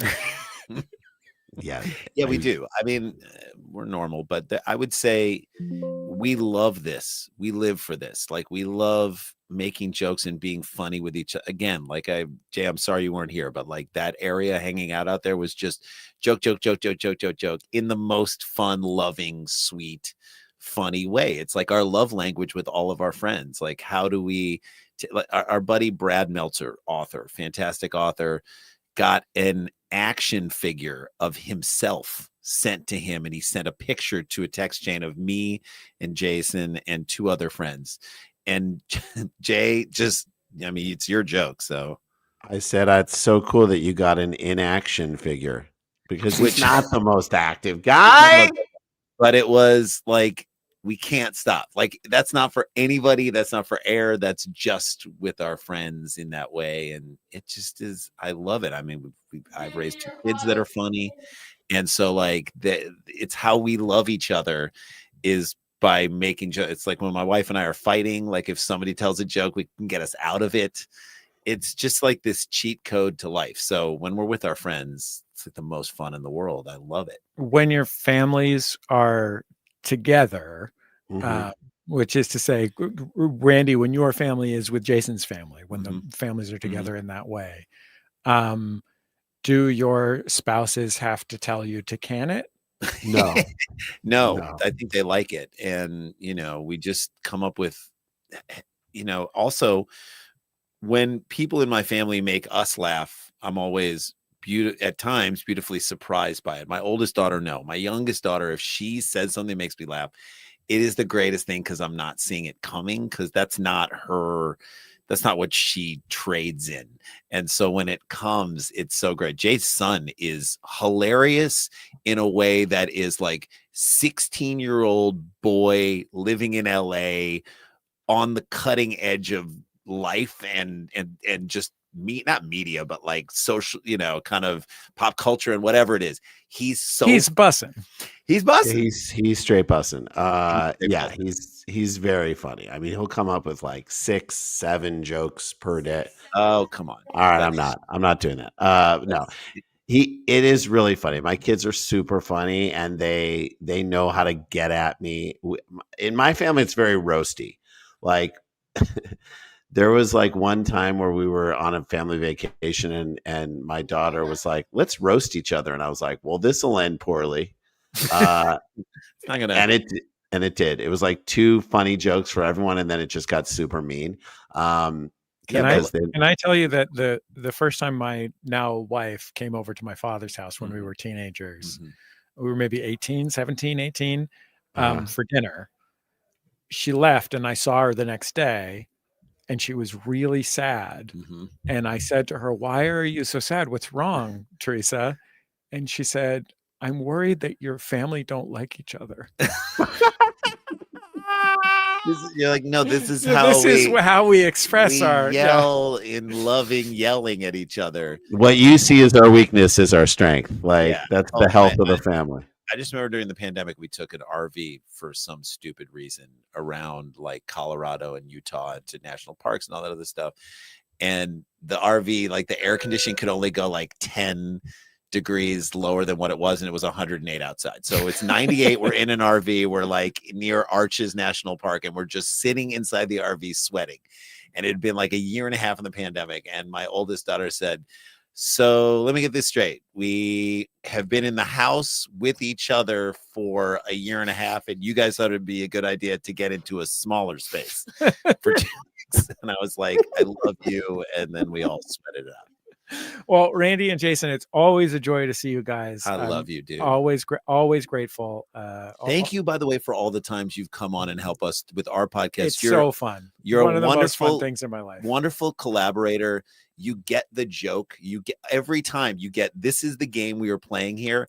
I'm going to be an old timey guy giving fantasy updates on farmers market goods. Yes, but I want to give this compliment to Bullseye because this is 25th anniversary. Part of your ability to play and play with people is what has made this show so fun and what has brought out such great interviews out of so many people. So here's to 25 more. Keep doing it. Here's to Jason popping his peas more too. Jesus Christ. Pop. He's a professional. He's a professional podcaster. Right. Thank you so much. Randy, Jason, it's always great to see you. Love Thank you you so much. Congratulations. Thank you. You guys are tops. Our next guest on the program is a stand-up comic. She has a special out on Dropout called 4 Pills in April. It came out in April. It's great. She just played the Steppenwolf Theater in Chicago, Illinois. She is fresh from the plane I am. Yeah. Hi. And her hair looks Oh incredible. my God. Thank you. As always, Cameron Esposito. Hi, Cam. How are Hi, you? Jesse. Oh my God. You know what I am? I'm 7 months pregnant. Do you know this? Congratulations. So I only heard about this Uh-huh. 10 minutes ago. Yeah. Well, it was, it's like one of those things you keep it like close to the vest for a while and then you're like really showing, and it's kind of the moment to talk Well, about it. You're wearing one of these pregnancy stomach garments. Yeah, well, these are like yoga shorts. Here, can you see? Uh-huh. Because there's like pregnancy yoga shorts, because all pregnancy pants that have these things attached, I find that they made me feel like my stomach was actually being pulled off my body in a downward direction, and it was not as sweet as you would want it to be. Plus, I'm doing my own thing in terms of Was this always gender stuff. Was this always your plan? Did you always intend to bear a child at some point in your life? No. I was hoping to trick a woman into doing it for me. You know what I mean? Or any human, just any human that I might be able to either afford to pay or that might marry me, and want to have a kid with me. But no, it's weirdly, Jesse, I have a body that is like good for this. It's so the luck of the draw. There's no like merit or prep that's required. I just went in and started having the appointments, and I kept waiting for someone to stop me and be like, you don't have the right jackets for this. You know what I mean? Or like, like gender identity. Uh-huh. But that's not what happened. I kept going to these appointments and they were like, yeah, you're good to go. Especially with my age. I'm 43. I thought like, I didn't think this would be what happened. I mean, that's 19 in show business childbearing. It is. It also, I didn't know this, but your uterus doesn't change till you're like, I think it's 52. So it's really just like, do you have an egg reserve? And if you do, because you either do at the moment or like had frozen your eggs or embryos or something. Cam, I got into the weeds immediately. This is what your listeners are looking for, right? The last time I saw you perform, it was a show about your life careening out of control. Uh-huh. So was writing your life after it careened out of control part of what led you to enter a new phase? Yes, of course. I mean, look at you. You've been doing this a long time. You know how people are. Yeah, I had this special 4 pills that was about my experience being diagnosed with bipolar disorder at 40. And what I found was that because I've always been chasing these short-term dreams and had the energy to do so, like that's part of having bipolar disorder, is tons of ideas and then the energy to do so, right? Mania produces in the brain the same chemicals as cocaine. So you can really maybe understand that with that, what I'm talking about. But medicated and stabilized, I could think for the first time about long-term goals. It's just like that just eluded me. I didn't understand how people made long-term plans. Does that make sense? It does. And I mean, I think also to some extent, you're running into show business. I never knew you to be anything but headlong running into show business things. Of course. You're also running away from, being closeted as a teen. Yeah. Yeah. Like that's a lot of running, and it's hard to stop when both of those things are happening at the same time and you're bipolar. Well, I mean, I would say that it's like actually impossible to stop, right? Because it's not like a moral good or like even a choice that is made. When I first was diagnosed, what they said is the experience of having bipolar disorder is that you go through life as if driven by a motor. And this is what you're talking about. And we've known each other for a long time. This can be super positive. Like if you're in a creative field, if you're a business person, if you are in politics, like being able to treat life like you've gotten on a roller coaster and are just strapped in can be really helpful. And it's very thrilling. It's very thrilling. And also like you get a lot done. Like if you're moving way faster than everybody else, you get a lot done. But yeah, I think that the absence or like the pain of it can just be lack of choices, which I feel like I have now. Wow. Is that us? That's us. Wow, we got into so much. Classic us. I mean, Randy and Jason just came in here and just talked. They just sat down and just made jokes at each other for 5 straight minutes. I've so known them a long time too. They're we amazing. had to change pace and do something else. Jesse, congratulations. Thank you. You're the best. Thank Yeah. you. It's great to see you. Cameron It's great to see you. Esposito, 4 Pills is her brand new special. And congratulations on this baby. I'm excited about this. Thank you. Our next guest on the program was a founding member of the comedy troupe Human Giant. He's been on The Office, The League, Parks and Recreation.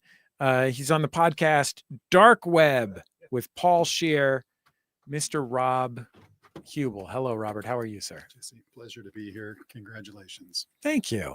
Am I supposed to say that? Do you say I'm that? grateful to hear it. I'm grateful to anyone who respects me and my work.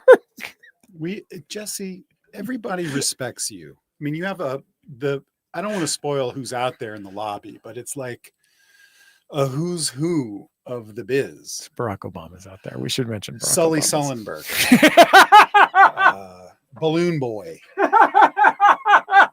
All those kids that were trapped in that cave. And Louis Couture is out there. There's so many big names. Yeah. I'm excited. How are you doing? I'm doing all right. I really enjoy your show, Dark Web, which you do with the great Paul Scheer. Thank you.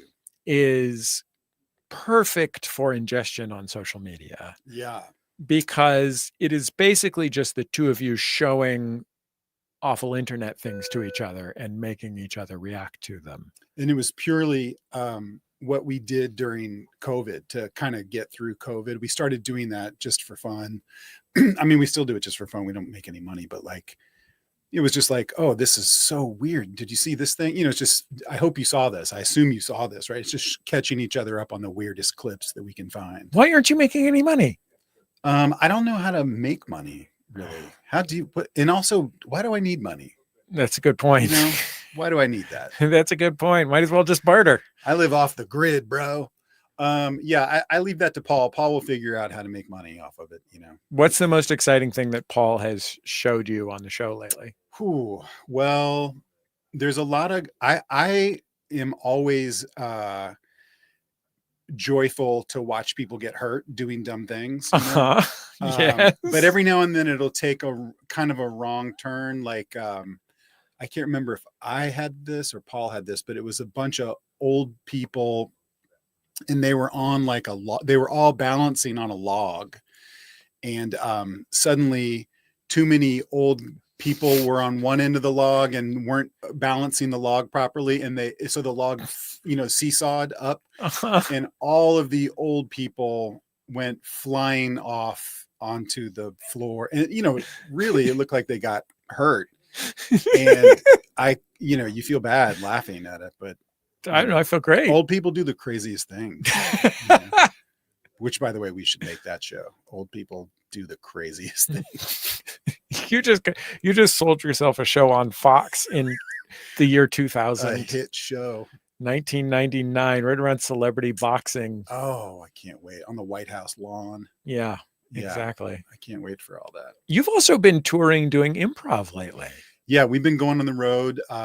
Myself and Paul and Edie Patterson from Righteous Gemstones and Rob Riggle and Carl Tart, a bunch of great people. And it's just super fun to hit the road and do live improv comedy for people. I feel like right now is a great time for live stuff. And I feel like there's a real hunger for people to get some relief from the nightmare that we're all living through. So in a weird way, it's been very medicinal to go out and for us to hang out with each other and because we're all old friends and to do comedy together, but just to see a crowd that's really fired up for comedy and like really hungry for comedy is super fun right now.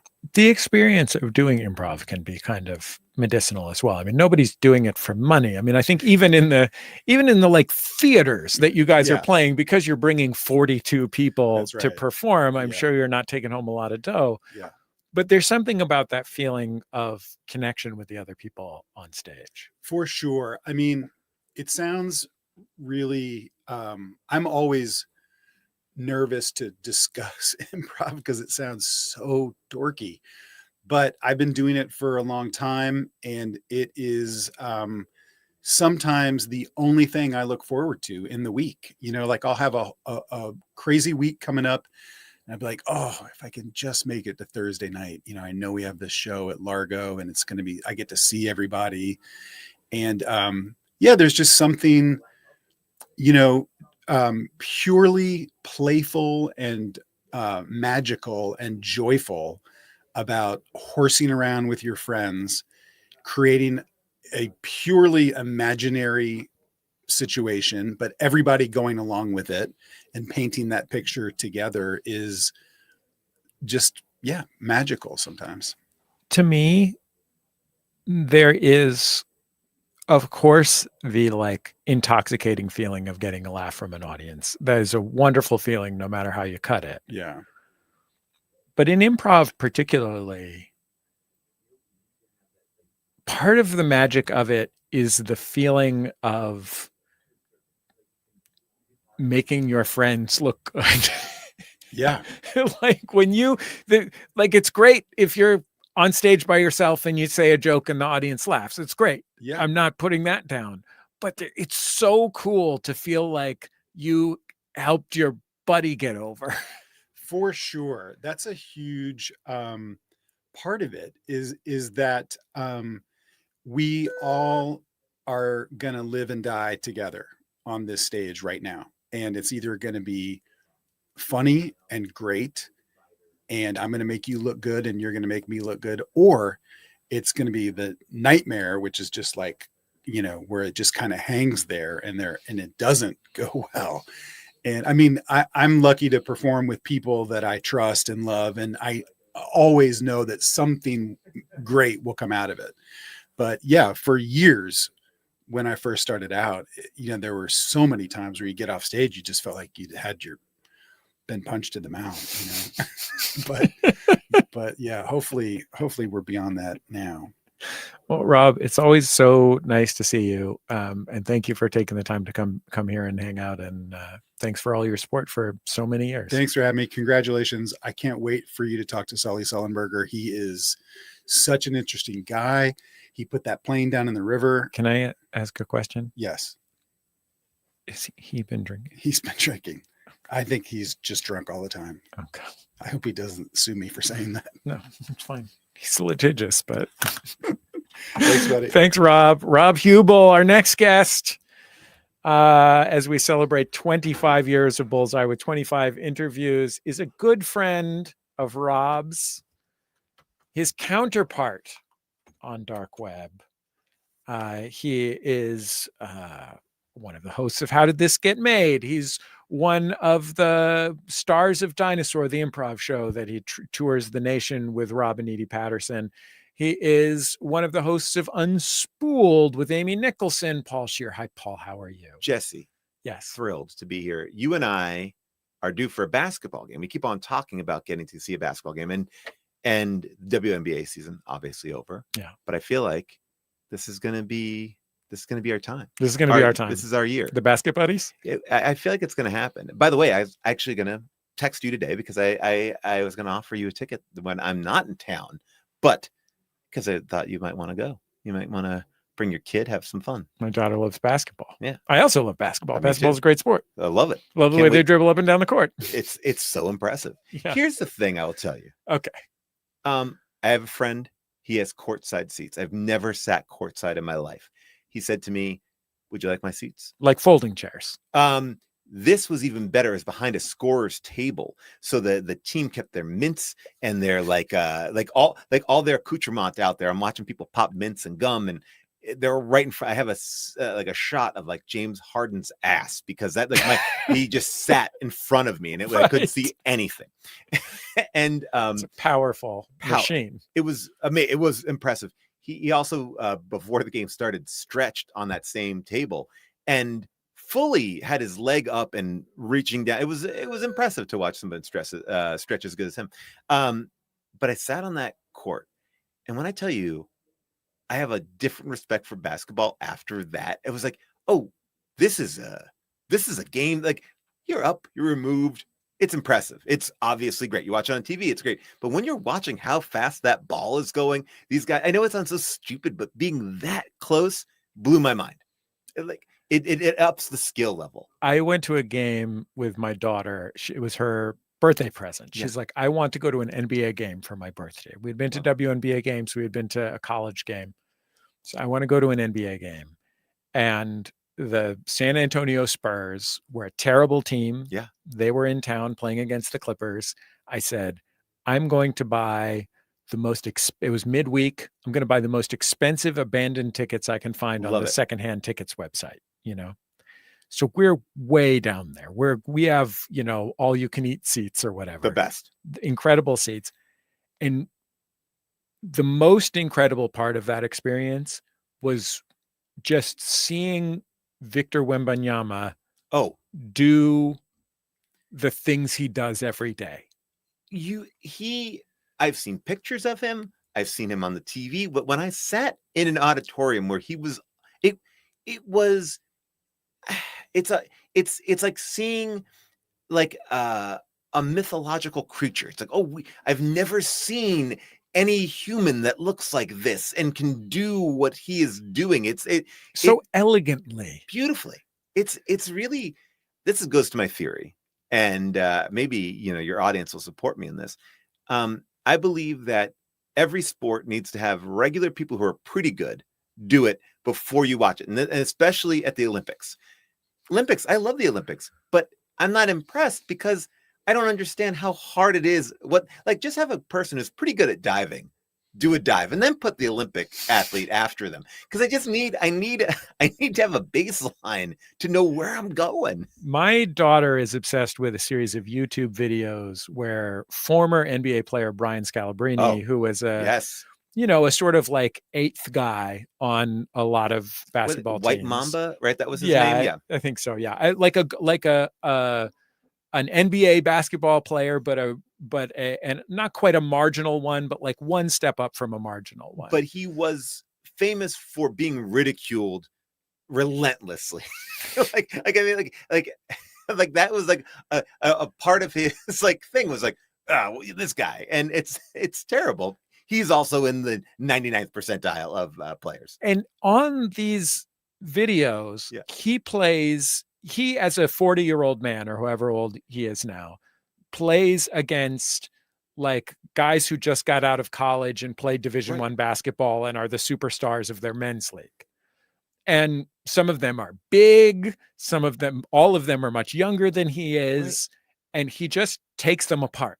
And you realize, oh, right, the worst player in the NBA 3 or 4 years after his playing career is still dramatically better than anyone I've ever met in real life who wasn't an NBA player. It's so funny because you can yell at them and think, oh, they're done, they're over. It's like, yeah, but they are still the best of the best. There is I was like working with Shaq. I was directing a commercial with Shaquille O'Neal, who is a former basketball player, a legend of the game, you might even say. Uh-huh. And there was a younger kid who was like a hot prospect, might be going number 1 next year. And this kid was so cocky about like, oh, I can dunk on you. And, Shaq, many years out of a 57-year-old man or whatever, and I would argue not in the best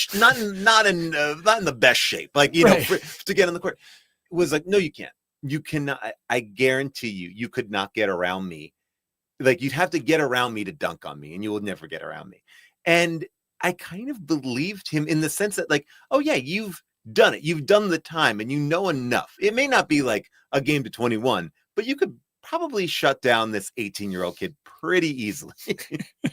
And it's like, and that's impressive to me. I was like, and again, I do the thing where whenever I see anyone taller than me, I feel like a child immediately. And, and I'm like, oh, Dad's going to beat this guy up. Dad's going to do it. Well, that's just in time. That's our time, Paul Scheer. Well, thank you for having me. You're the best. I will see you soon. You're the best, friend. Thank you so much for all your years of support and kindness. Paul Scheer, a legend of the game of both basketball and comedy. Oh, wow. Talk about legends of the game.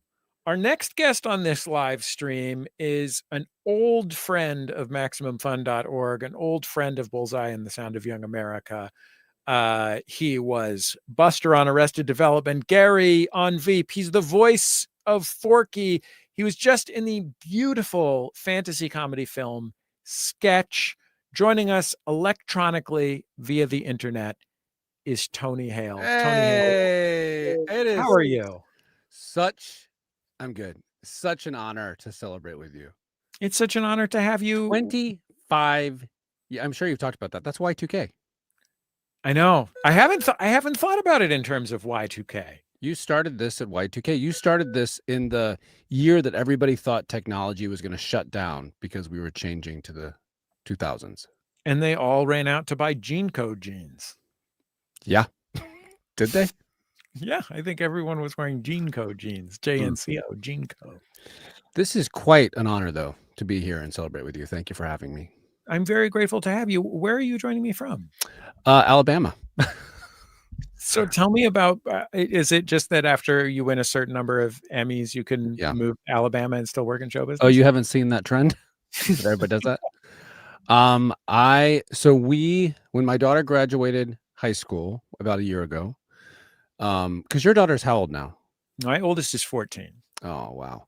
So mine graduated a year ago, and she came to school in the East Coast, and we, for various reasons, we needed to be closer to family. And so my wife's family, we're in Birmingham. So my wife's family is about an hour from here. And then my family is about 2 hours to Georgia.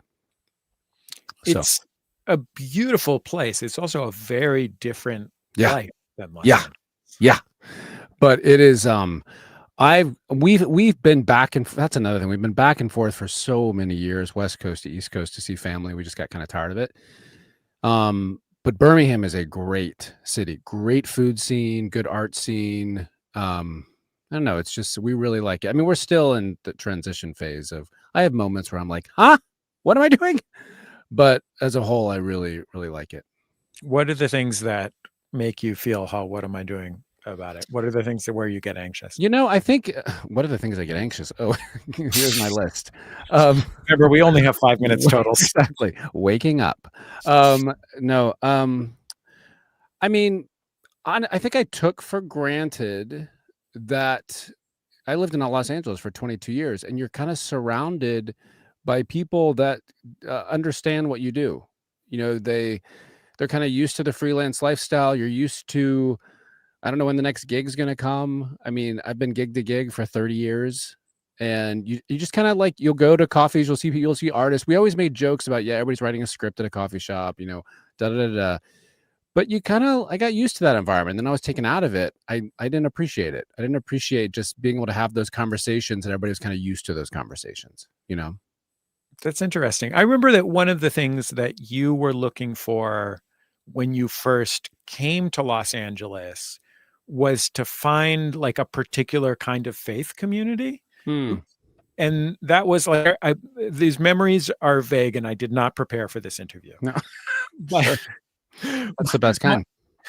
There's too many. 25 is too many interviews to prepare for. But my memory is that you wanted to find a way to be in a Christian community that was also a creative community. And that can be, there are advantages and disadvantages to trying to do that in Los Angeles. Is that a different experience in Alabama? It was in LA. I mean, I think when it came to my faith, I didn't really. I mean, I found people. I think maybe that was another thing. Like with the people that were their faith was important, but they were artists. You know, we hung out and stuff. But when people found out that my faith was important to me, and they had a reaction to it, it never bugged me because there are so many different filters that people are looking at faith through. I mean, the church has made endless amounts of mistakes in the name of God.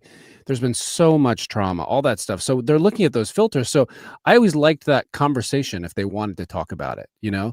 Whereas down here, it's a little more, I would say, cultural to be in a faith community. It's not such an odd thing. But with that, you know, sometimes, and I'm not saying I'm like the most authentic, but sometimes it's wherever you go, you have to find those authentic conversations, like the authentic experiences, rather than just whether it be cultural or you grew up with it or something like that, if that makes sense. And from my own personal experience, it took me, I went through some really, really hard times, and I had to go through a time where I was like, okay, why do I believe what I believe? And so I really dug into like C.S. Lewis, you know, and Henry Nouwen, and, you know, just really had to look through all that stuff to really figure out, like, is this what for me, you know? Anyways, I don't know if that makes sense. It does. What's an example of one of those conversations that you've had since you moved? A conversation where you found that authenticity? I would say just that. I would say honesty.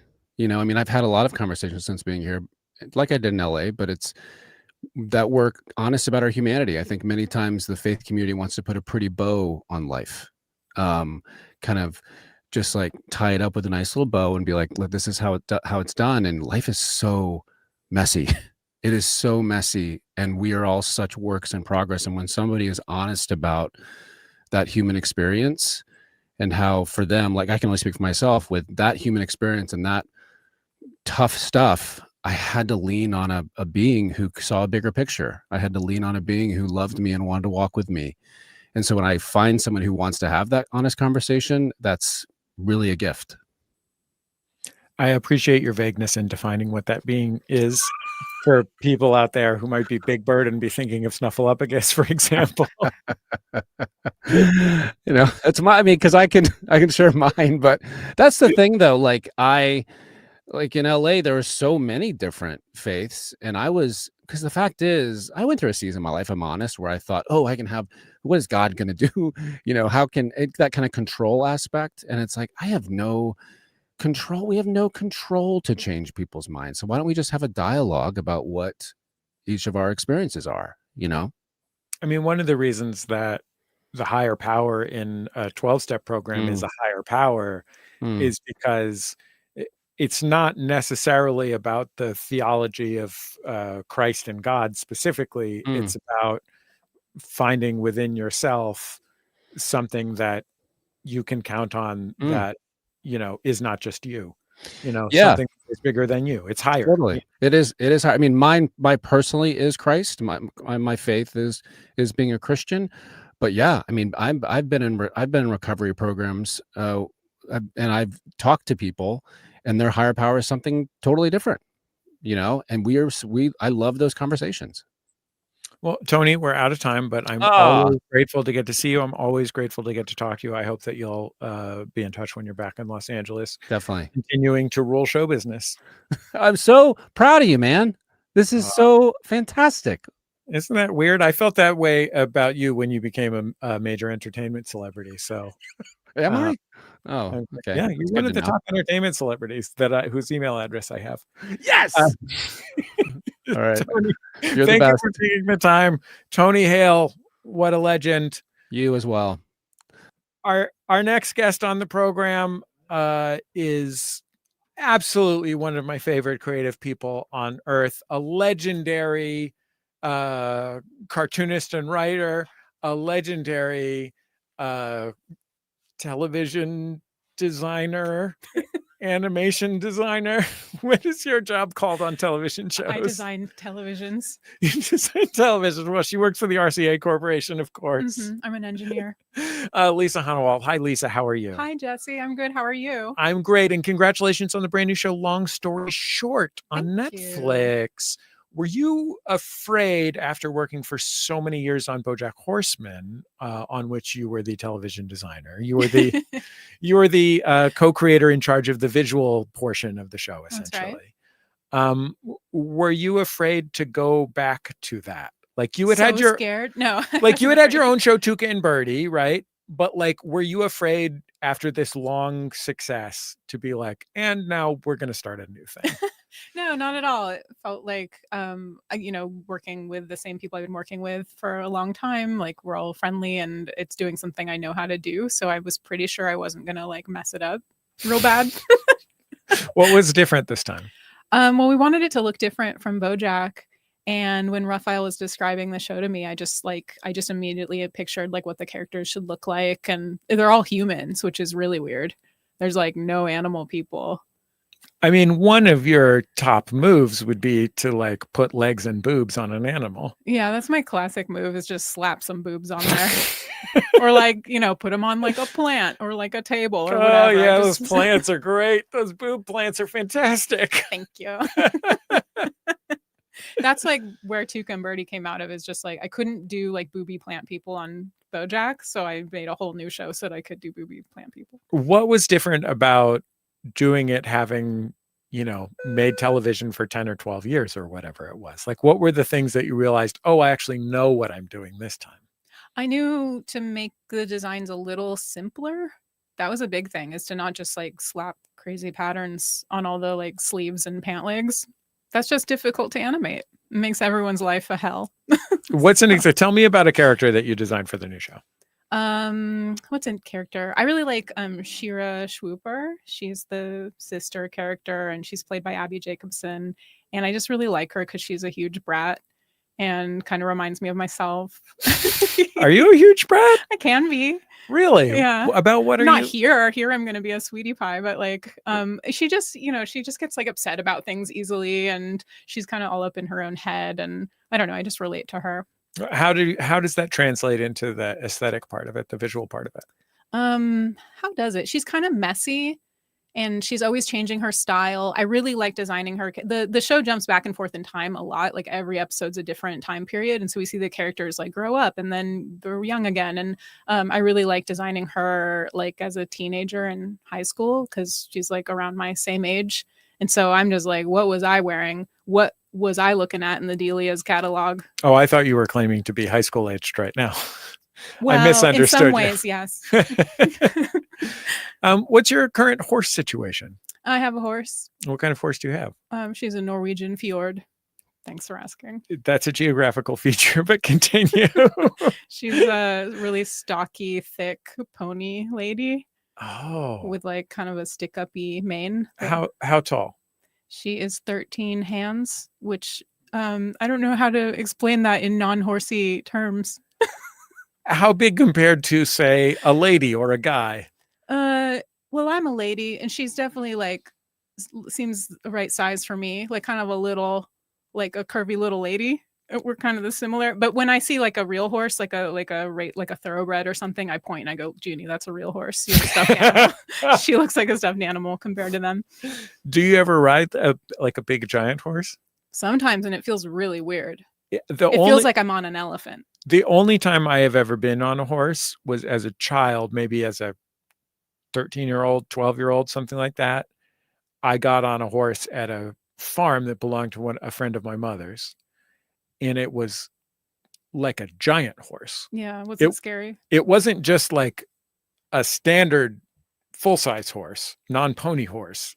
It was like a extra horse. It was like a Clydesdale or something. Oh my God. It was like a draft horse. It was like a huge horse. Did you need like a ladder to get on it? How did you get on it? I think someone threw me up into the air sort of deal. Wow.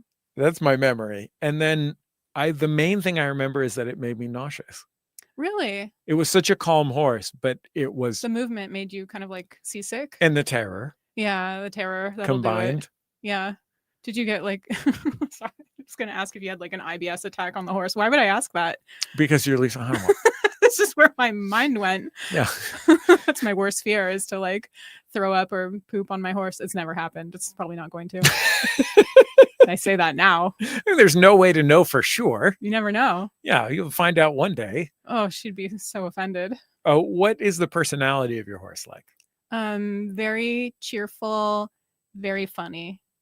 She's like amusing. Like she'll do funny things on purpose. Like what's an example? Like when I introduce her to new people, she does this thing where she like flaps her upper lip up and like acts like you stink. Like she like does like a horsey grin. I don't know. It's hard to explain. And she bites a lot, like playfully, and she's just like a little imp. How often do you see her? A few times a week, usually when I'm in town. Yeah. Do you miss her when you don't? Yeah. Is part of it, I don't know how to put this specifically, but why do I do that? is central to this relationship, said the guy who hasn't been on a horse since he was 12, that you ride around on the animal? That's part of it. That's a big fun part of it. But sometimes I don't ride. Sometimes I just go and like hang out with her and I brush her and we just kind of hang out. But it's like such a different, like, I'll give you an example.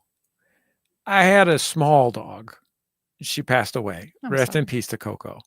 I got a new dog, and my dog is like a medium to large dog. Mm. He's half golden retriever. He's about that size. And I miss having my dog on my lap. Oh yeah. But I've learned about spooning a dog, like holding on to a dog. It's nice when an animal's big. Yeah, when it's like a big log of animal. Yeah, she's like Totoro. Like when like you can just like lie on top of her and feel her like animal furry body, and it's nice. It's very comforting. Lisa, it's always so nice to see you, and thank you for stopping by. My pleasure. Thanks, Jesse. Thank you. The great Lisa Hanawalt, one of the best in the business. Or watch her brand new show on Netflix. Oh, look at this. We got to fly in a chair for these next guests. My next guests are podcasting pioneers, legends in the field of podcasting. Look at this. We're going to grab a chair. We got another microphone. I should have been more prepared to fill this time. They're legends in the field of podcasting. Jimmy, of course, a legend in the field of stand-up comedy as well. Legends in the field of Midwestern radio guesting, I would say. Sure. Bob and Tom legend. Bob and Tom legend. Legendary Chicago White Sox fan. Watch your step there, Matt. Matt Belknap and Jimmy Pardo. Hi, Matt and Jimmy. How are you? Hi. I've only got 5 minutes. Great. I don't have a lot of time, so you're going to have to get to ask him his questions and then really focus it on me. Okay, great. I don't know why we had to share. We're not the Sklar brothers. Why? We're not a team. You are a team. No, but we're not really. What? You guys are, first of all, your best friends. I don't know if that's I don't know if Matt thinks that. First of all, your best friends. He's got soccer friends. That's true.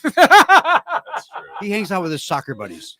We used to talk every day. This is true. We used to talk every day, and we'd have lunch about once a week. We haven't talked every day. We haven't talked on the phone. We talk 5 hours a week. Use the microphone. I am. They haven't There we turned go. on. Okay, now Matt is allowed to respond to these allegations.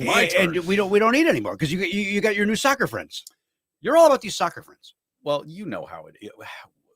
When your children are a certain age, now you're at a different phase of life now, Jimmy. Your child has gone off to college, and now you're a lonely, sad man. When I get to your point, You still look great. Thank you very much. But we will probably start having lunch again when my kids have gone off to college. It's going to be about 6 years. I'm liking this energy. I'm liking this energy of having a lot of free time. Yeah. When the two of you were going out to lunch once a week, were you going to one of Jimmy's special restaurants? What do you mean by special restaurant? I know that you have particular restaurants you like to attend and others that you don't. Am I really? I am. I'll go wherever unless it doesn't have what I like. I can usually find something on the menu. We did a lot of Paquito Mas because our old studio was right across the street from, I think, the best Paquito Mas. Like it stands above the other ones for some reason. I'm going to be frank. I don't know what a Paquito Mas is. How is that possible? You've lived in LA for 20 years. They're a you order at the counter, but it's better than fast food, Mexican food. And Matt's not wrong. This is on Ventura Boulevard and Stern. Ventura and Stern. Of all the Paquito Mas's in California, it's the best. I don't know if they're franchised out or what, but they do it better than anybody else. Don't be fooled by other ones. Okay. You're I going to be won't. disappointed. I promise. Do you eat Mexican food? Is that something you eat, or does it beat up your tum-tum a little bit? No, I love Mexican I food. thought you had a lot of restrictions as well. I eat liberally. I cannot eat chocolate or raw onions and garlic. How are your migraines going? Those are migraine triggers. My migraines are fair. All you right. know, Can I ask you a question? Can I interrupt you to ask a question? By all means. Have you lost some weight?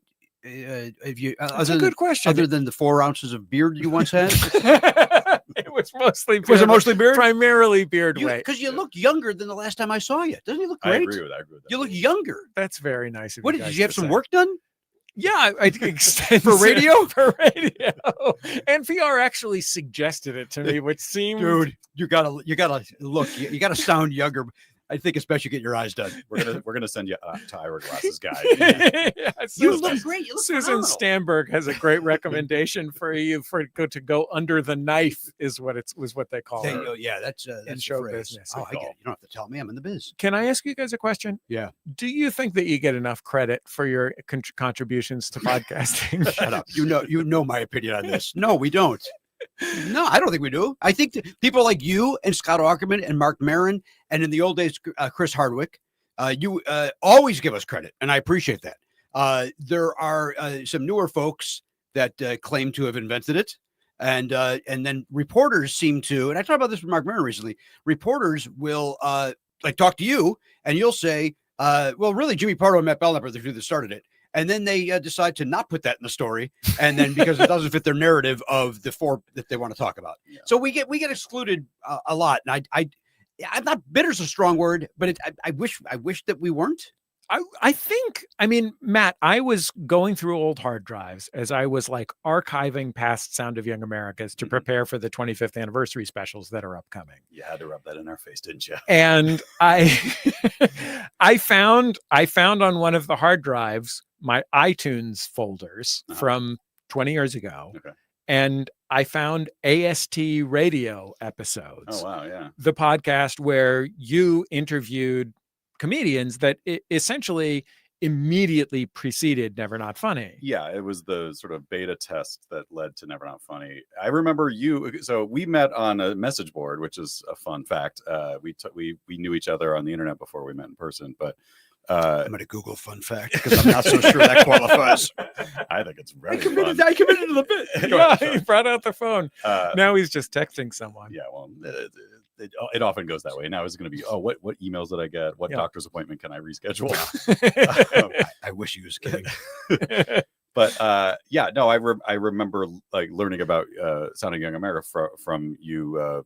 Frankly, being obnoxious on the internet, but promoting it. It was all I had. It was all I had. Yeah, go ahead. Yeah, but I also remember very nicely you saying that your favorite podcast at that time was AST Radio. And because I was just a nerd who went to a lot of shows in LA, and I sort of weaseled my way into a lot of situations where I could talk to people like Jimmy and Zach Galifianakis or whoever. Yeah, sure.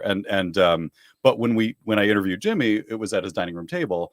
And it was just so fun to sit and talk and kind of riff. It wasn't it sort of devolved into just nothing. I mean, it wasn't an interview because we'd already done like a print interview sort of. Yeah, we sat down to talk about for Jimmy Pardo's dance party. Yeah. We did a full-on interview at Jerry's Deli. Right. So this was just more like, hey, let's just talk and have fun. And I was like, I think you enjoyed it. I enjoyed it. And I was trying to get him to do something like that with his live talk show, and which he was doing at the UCB called Running Your Trap. And we tried recording that, and it didn't. I thought it was fun, but he thought, that's not. I didn't think it was a good audio program. Yeah, I felt like it was kind of like you had to be there. Yeah, and I felt that we could do better in a broadcast setting. Yeah, and so then just having already experienced like how much fun it was to just talk at his dining room table, we're like, well, we just do that every week. That's easy.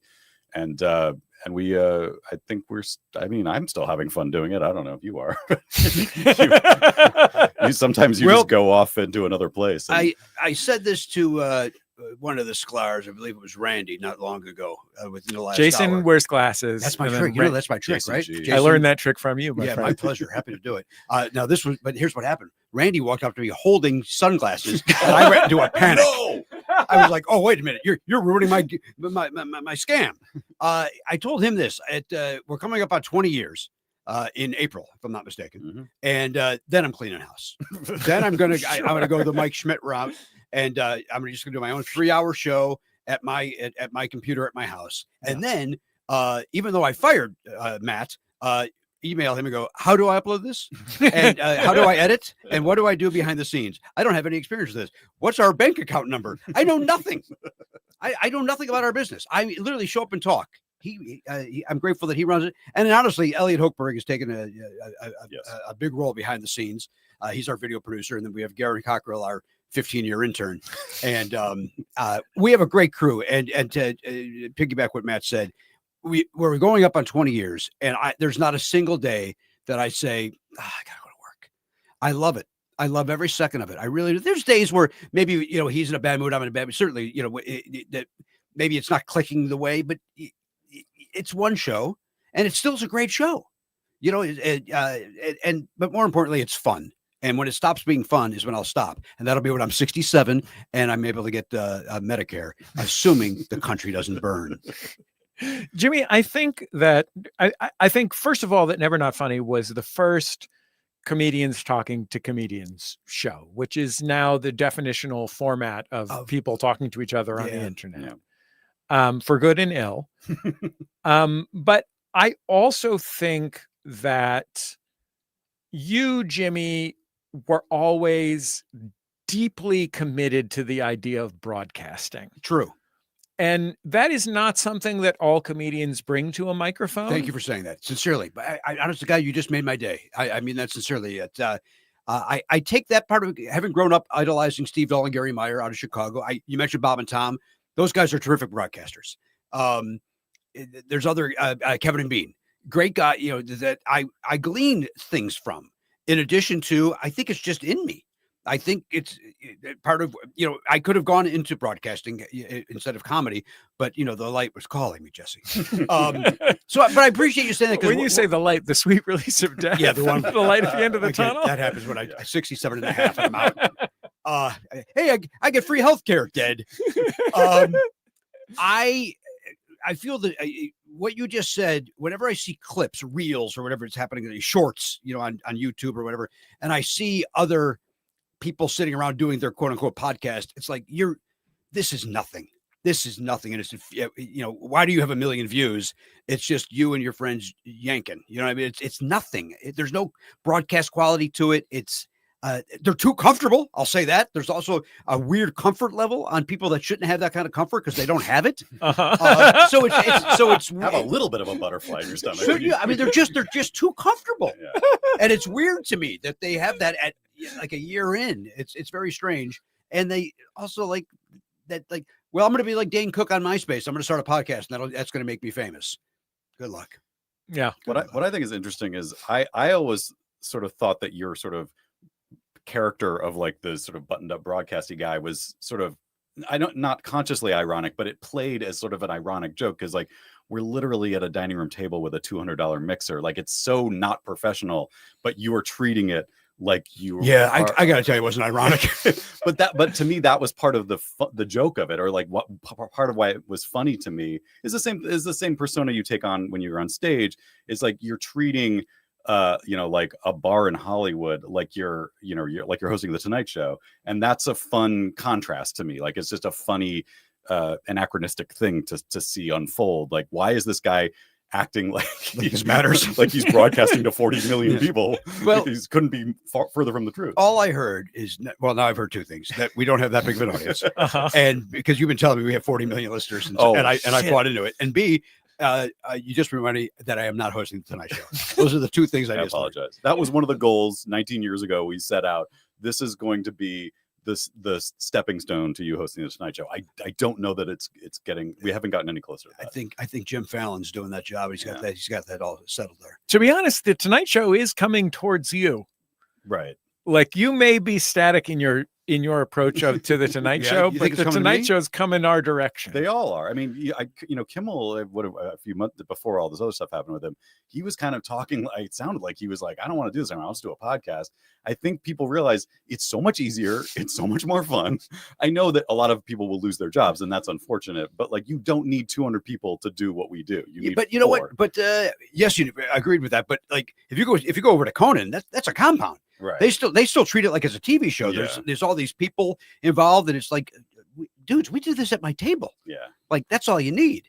And I'm very, and Jesse, I will say this, and you were very instrumental in when we first launched.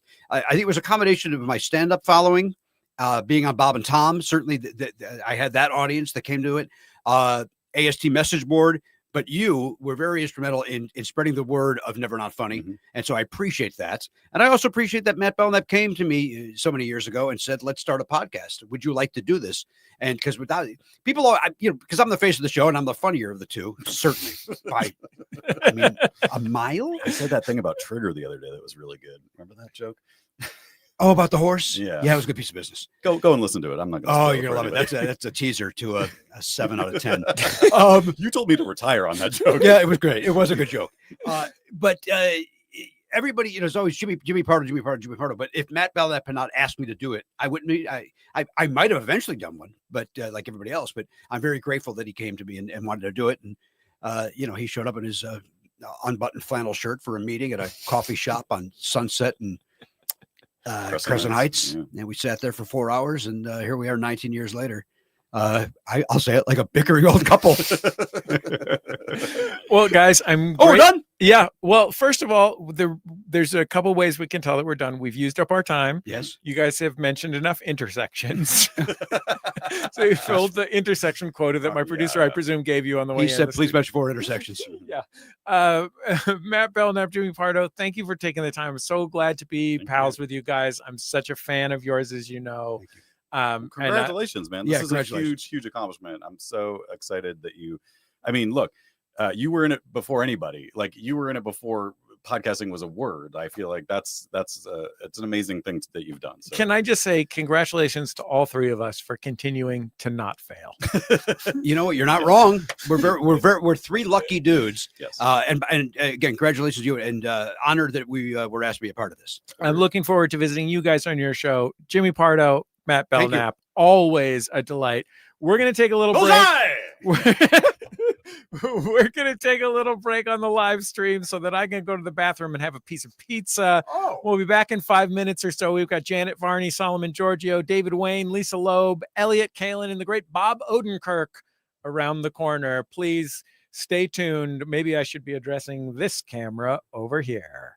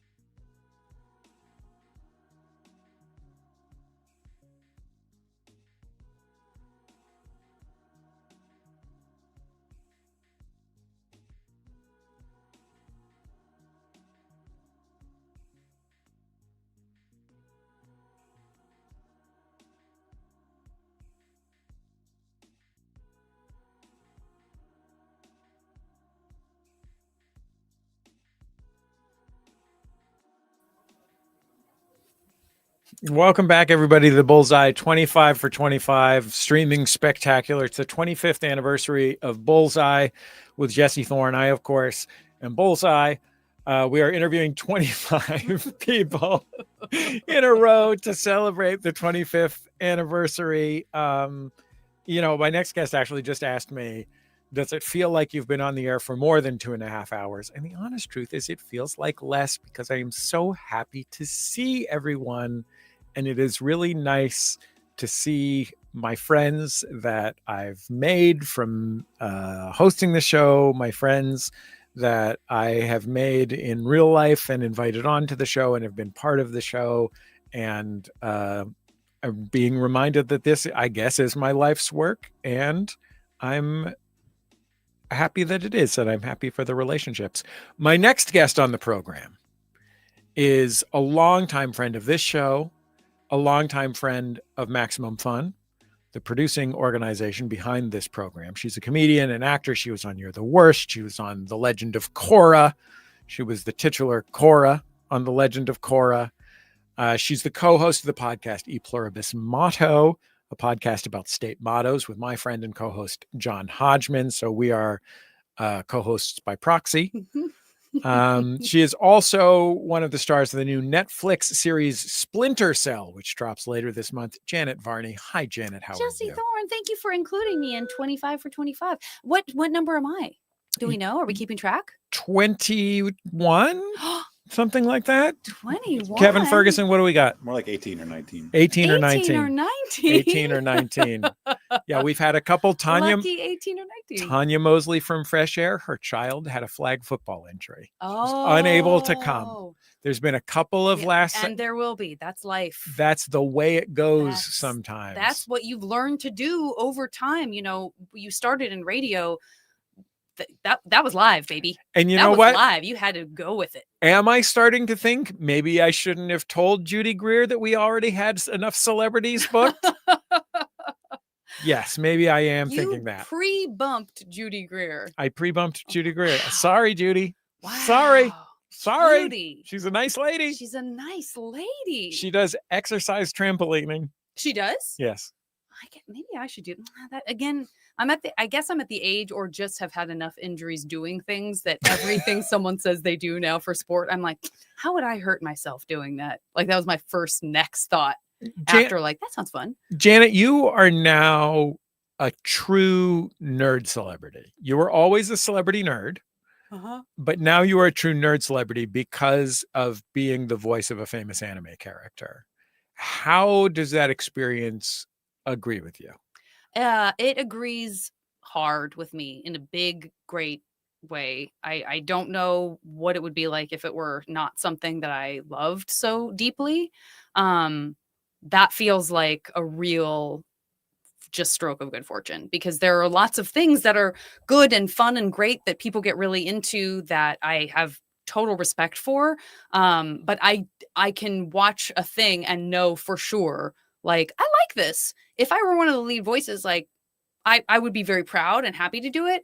But the feeling of love that I have for the Avatarverse, I guess as we call it, is very deep and abiding, and I'll never get tired of talking about it. It's just that good. So I got so lucky in that way. If it's any comfort to you, I also call it the Avatarverse. Thank you. Oh, well, this is just the constant. Is it the blue people? Is it these are I would say that's the hardest thing that's happening in the United States right now. Is it Avatar? It's really, it's really tough times for the airbending community. It's just been very hard, very hard. But I mean, you have been running San Francisco Sketch Fest, which is one of the biggest comedy festivals in the world for decades now. And one of the things that you do is bring to town things that people feel that way about. Yeah. Right. Like, one of the things that San Francisco Sketch Fest does is present, whatever the best sketch comedy groups in the country are and some of the best stand-ups in the country at that time. But the other thing that you do is bring Teen Witch to town. I mentioned Teen Witch because I was in a van with Teen Witch once. She was very nice. But like, that world of what is the thing that is special to someone. Yeah. That's I thank you for bringing that up, because I am so in the shit right now, vis-a-vis Sketchfest planning, that it's very hard to see the forest for the trees. So it's very, very nice and important to have people remind you of what it's going to feel like when the shows are happening and people are overjoyed and the talent is having a great time. Because when you're just scrunched down in front of a computer, like punching numbers in to a spreadsheet, you're like, why am I doing this again? So you have to have the feedback of like the positive part of it that makes it totally worth it and is why we keep doing it. Do you think that you learned anything from your experience as an organizer of special nerd events that applies to your current life that is in part being part of special nerd events? Oh, that's a great question. Yeah, I think everything connects back. I think that's sort of turns out to be true for like everyone I know who does a bunch of different stuff. And it's something that I think I feel like I've been able to communicate that to people who are maybe not in a place in their careers where they would like to be. But maybe they're doing something adjacent, or they feel like they're so close to something, but it still feels so far away. And I really can honestly say, like, I don't know, man, you're putting a lot of tools in the toolbox, whether or not it feels like there's some direct line that you're supposed to be on. Everything that I've done up to and including like working, like managing people at Pottery Barn in my 20s, I still feel like, oh man, I legit like use some of the stuff that I learned just doing that, like comes into play. And Okay, what's an everything feeds back example? in. What's an example of a Pottery Barn skill? Pottery Barn skill was definitely like I was too young to be in charge of people who were older than me. And I feel like it really helped me navigate like what it means to be a young person versus a more mature person, and how to treat a mature person with total respect while still somehow facilitating getting something done, and not having that person feel like they're being, talked down to by a child. That is a genuine thing that like now I feel like I look for that in people who are younger than me, like doctors. Like now that I'm in a place where like someone is operating me who is younger than me, like it's interesting to see how people navigate the age thing, because it both doesn't matter and always does matter. And it's just an interesting like little thing to drop into whatever a dynamic is. Janet, we're out of time. Just like that. That was our 5 minutes. Janet Varney, it's always great to see you. That's great to see I always feel lucky when I get to see you. Thank you for all of your innumerable contributions to my career, including giving me a job when I was completely indigent. You know what? You had to boss me around when you were our publicist, and I was a little older than you, and you did it with such grace. And that's the Pottery Barn way. So thank you, Jesse. Janet Varney. Happy 25th. Thank you.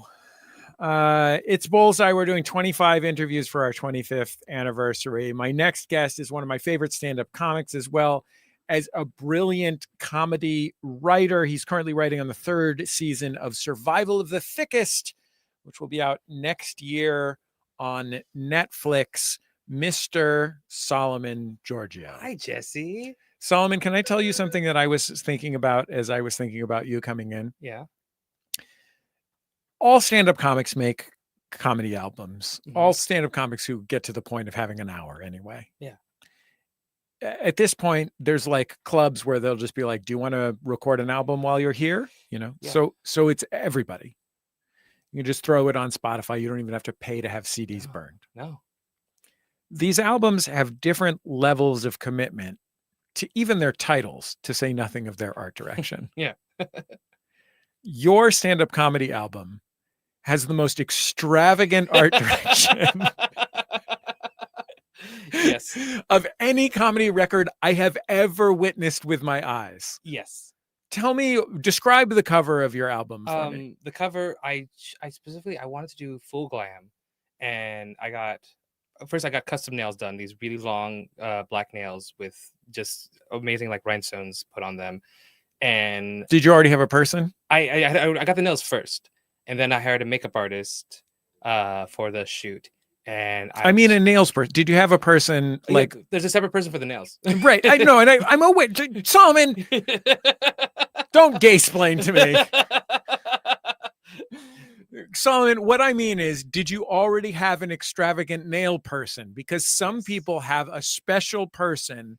Sometimes they even come to your house, I've learned recently. Yes. My person, because these were like, because they're just like high end, the ones you glue on.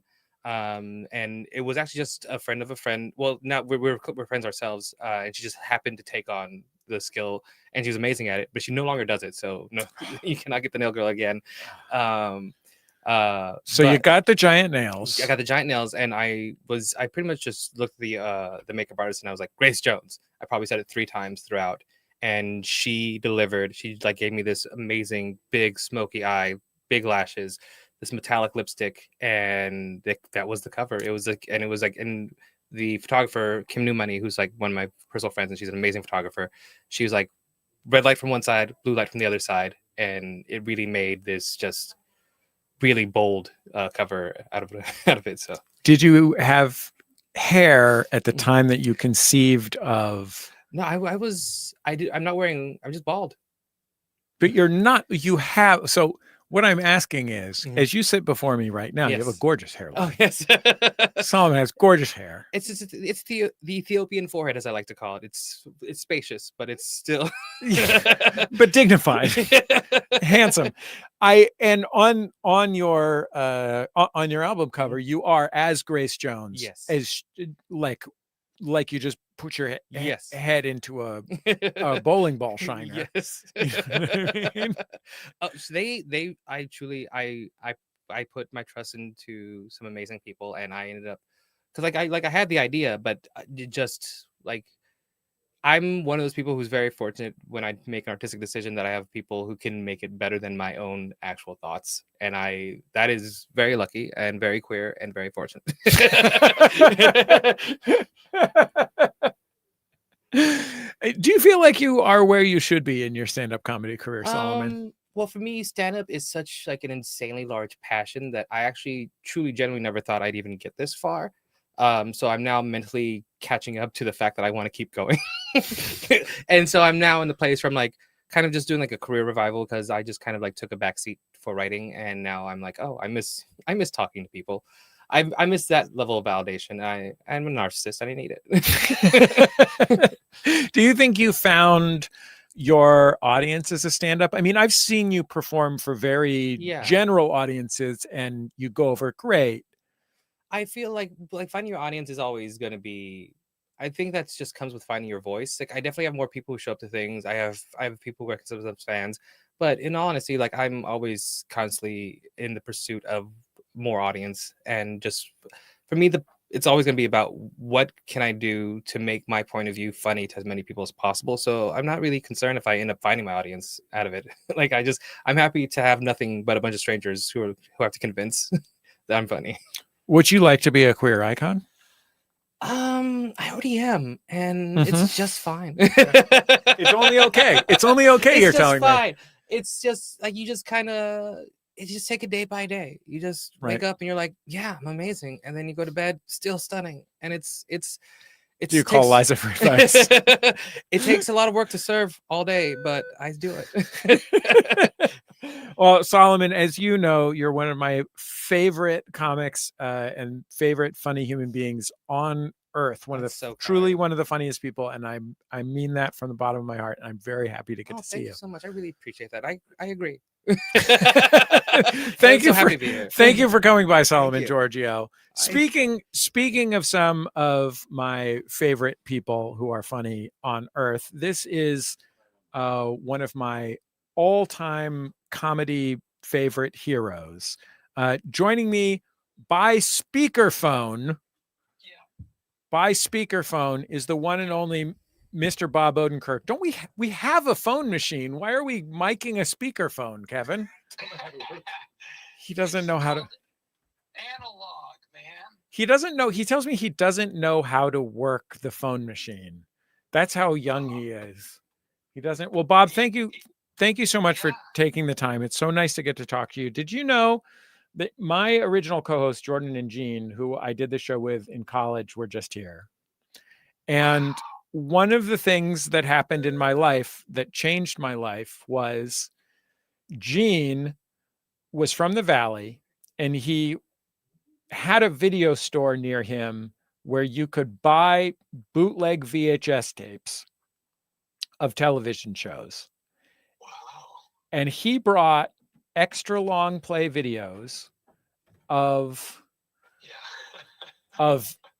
the Larry Sanders Show, Tenacious D, and Mr. Show to our dorms. Wow. So like these videotapes had the whole season on them. These videotapes, I'm going to say those television programs were on a total of 4 VHS tapes. So there's like 10 episodes. Yeah. Or more. Yeah. So the visual quality is abysmal. But so what? It doesn't matter. What matters is it's well written and smart and surprising, and you guys were cool. That's what matters. Did you know that you were like literally changing people's lives at the time? You know, I loved Monty Python so much when I was 11, and I could easily imagine a young 11, 12, 13, and college age kid going, what the hell? This is cool. Someone's doing something smart and cool. And their brain being excited by, you know, the degree to which we cared and the way we mixed absurdity with silliness and smartness. And I believed that there were young people out there just like me from years ago going, yeah, I get it. And, you know, the challenge was to keep it on the air because young people were not able to afford HBO. Only older people were able to afford HBO. And so we just got lucky a little bit. You know, I think the people who worked at HBO, Chris Albrecht and Carolyn Strauss, loved the show. And they wanted any excuse to keep it on. So they found those excuses. I mean, I got to say, the memory that I have of the first time that you were on The Sound of Young America, which now is probably 20 years ago, maybe a little more than 20 years ago, was the level of ideological fervor that you had about sketch comedy. That you had like left Saturday Night Live, the greatest sketch comedy program of all time. Maybe Python is, but you know, by many measures, the greatest sketch comedy program of all time. Yeah. And you had left there, you know, enriched and having learned a lot, but like your commitment to these particular ideals, like what kind of walls and doors there should be, were the thing that you were talking to me about on The Sound of Young America when you were on. Yeah. I mean, it was something I cared passionately about and had thought at length about. And I had my theories. And would I ever get a chance to put them to practice was, you know, really very questionable that would happen in the context and in the world that we had at the time, where there were so few opportunities. And somehow through steady, you know, beating my head against the wall and patience, or just not really patience, stick-to-itiveness, I did get that chance. And it was so satisfying that when it was over, I didn't know what else to do with my body and brain and life. I literally was like, okay, well, I can die now. If I had, it would have been like, what I would have left behind is, well, I'm done. I mean, you guys were, I saw you guys on tour around that time. It really was like you were shot out of a rocket to make this thing that was your dream. And then you have to figure out, like, what is the thing after you did your dream? Yeah, it really, it's a weird scenario and one people rarely get. I bet a lot of athletes get this because it sort of fits with like an athlete's effort to get better and better and push themselves and kill themselves. But there comes a point where they simply are done. and whatever they've done, that's done, and that dream is gone, and not in a bad way, in a good way. They got to act out and fulfill that dream. So now what? And I wouldn't say I floundered, but I did search, and then something found me, which was drama acting, which was came out of really not anything I was pursuing, but I realized I had some presence there that was of value. Now that you're a celebrated dramatic actor, your dramatic acting has often included comic elements. It's not like you're doing things that aren't funny. But do you feel the siren call of just like yelling something dumb at someone in a classic? Damn stupid? Yeah. I'm doing it right now. I'm doing a movie right now that is totally in line with Mr. Show and everything we did. My wife is producing it. A bunch of great people are in it, and I'm not going to explain anything about it. It's called The Making of Jesus Diabetes. Well, it requires no explanation, Bob. It's self-evident. Self-evident. Well, thank you for taking the time. Hey, man, congratulations on carrying on so long and so well and being great at what you do and talking to cool people.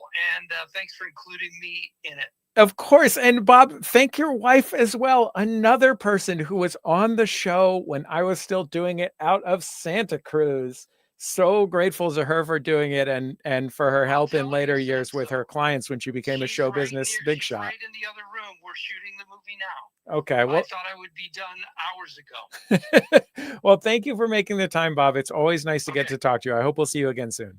All right. Thanks so much. All right. Thanks. Bye. Our next guest on the program, well, here's the honest truth. Tanya Mosley from Fresh Air's kid had a flag football injury.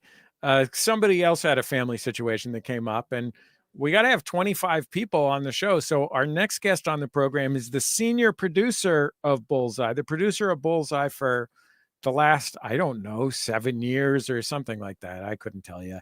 Mr. Kevin Ferguson. Come on in, Kevin.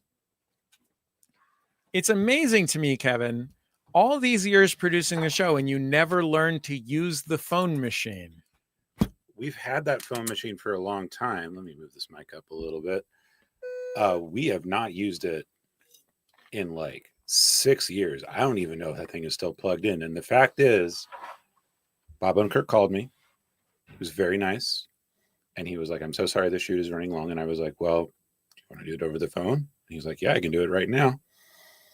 Zipped it on in here. That's showbiz, baby. I guess that's show business. You know how I got that phone machine, Kevin? I sold my car. Oh my God. I had a 1962 Dodge Dart, 62, 65. I can't remember. And I sold it to a nice man who was going to work on it with his son. And I bought probably one of the microphones that we're talking into here. The SM7B. The SM7B. And I bought the Mackie mixer that's above our ceiling right now, inside a bag. God bless that thing. Yeah, hasn't been brought out probably in 10 years. Yeah.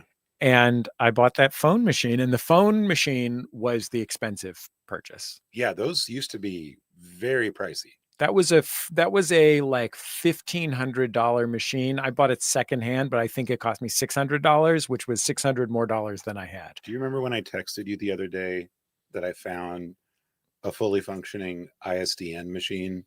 Yeah. At the thrift shop by my house. $14.99. Yeah. Those things used to be thousands of dollars as well. ISDNs were basically like what? Digital telephone lines. Yeah. Yeah. Terry Gross would do all of her interviews over ISDN before, the internet happened.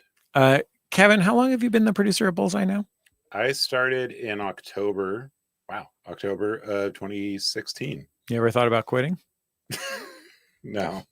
I'm not forcing you to. I'm just sincerely asking that. It's my job as the interviewer to try and ask revealing questions. When I first went into radio, I had an internship at Marketplace. And I was like, well, I'll look for a job after this. And if it doesn't work out, I don't know, I guess I'll be a cook or something. Because I was like not into the idea of working in a 9 to 5 otherwise. And then after hearing about what it's like to actually be a cook, I'm really grateful I went into public radio and podcasting. I do make you say yes, chef, when I give you orders, though. I really wish that would stop after 25 years. What is the biggest challenge of working on Bullseye? I think it's to create, I think it's the booking. It's to find like really interesting and really famous people and make the time happen.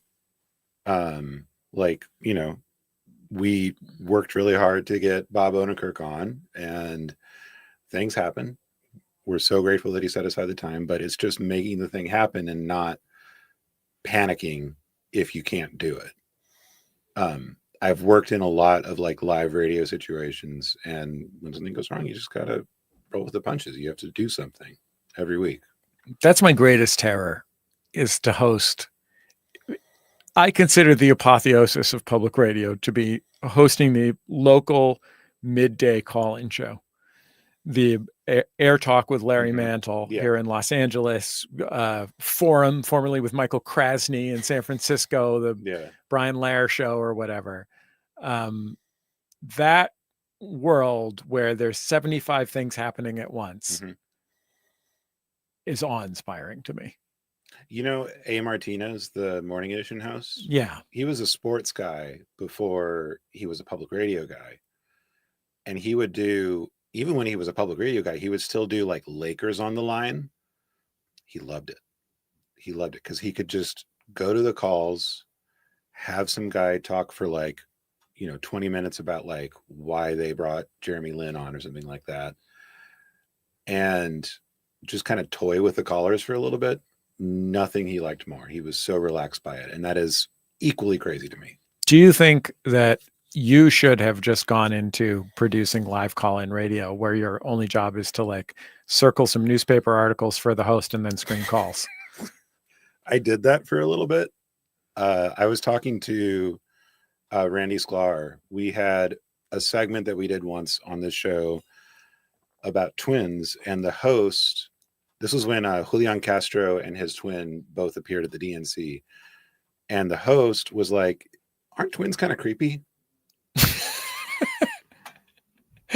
Let's do a segment on that.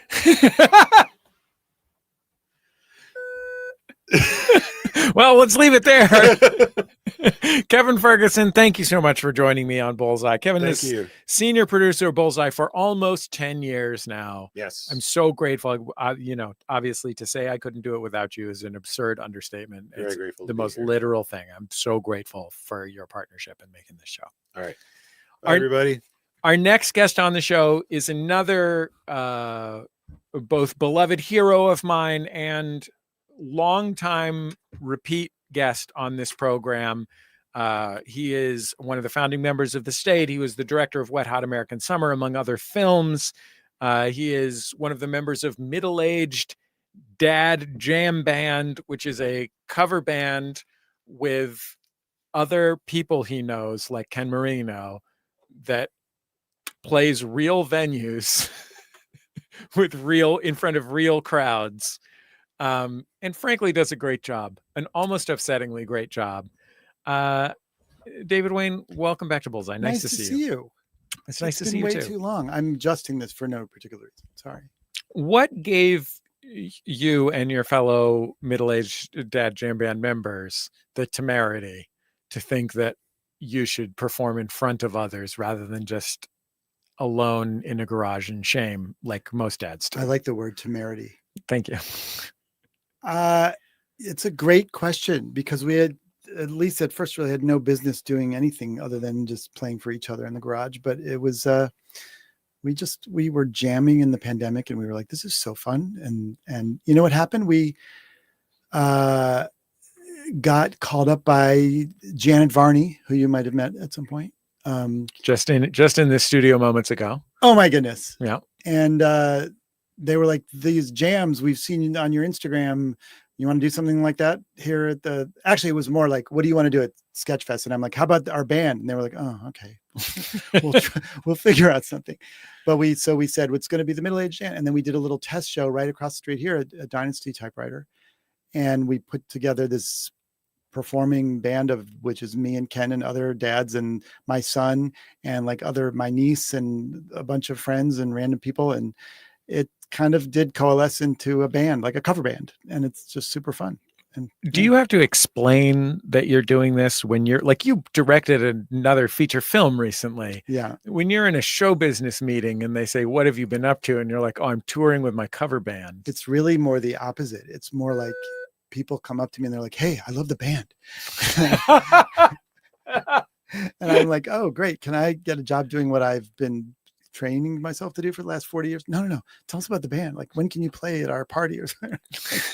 Are you going to become like, I mean, for the last 25 years of his life or something, Biz Markie made his living as a celebrity DJ, right? Like, this is available to you. You could be playing whatever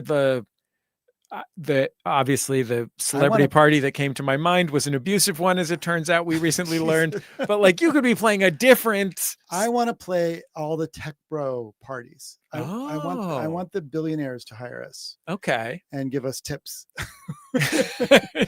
No, but I think, yeah. I mean, listen, there's always another act, another era in one's career. Who knows? I mean, I feel like you could be playing, when Channing Tatum gets married, you could be playing Channing Tatum's wedding. Channing, if you're listening, we're available. Can you tell me anything about this feature film that you alluded to on your social media but didn't explain? The film involves Zoe Deutsch is the main character, and also John Slattery is in it, and John Hamm is in it, and an incredible cast. Ben Wong is in it, and a bunch of other people. And I wrote it with Ken Marino.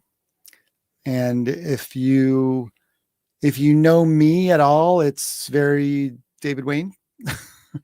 And it's a script that Ken Marino and I wrote a little while back and have always kept kind of tinkering with it and wanting to figure out the right way to make it. And we finally got a chance to this year, and it's super awesome. I'm very excited about it. We actually locked picture today.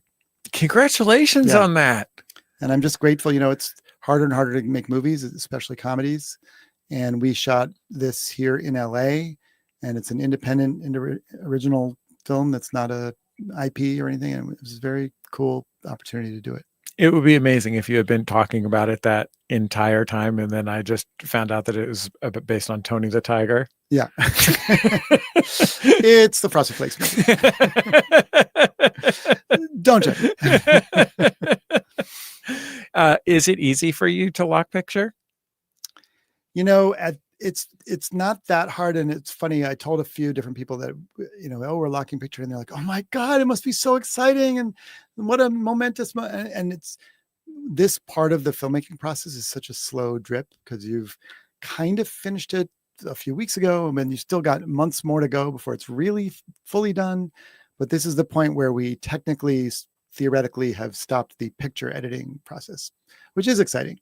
And it is cool. And we did the final watch down yesterday, and we identified our final little notes, but now we know that there's still a world of VFX, music, and sound, and graphics, and color, and other things to do.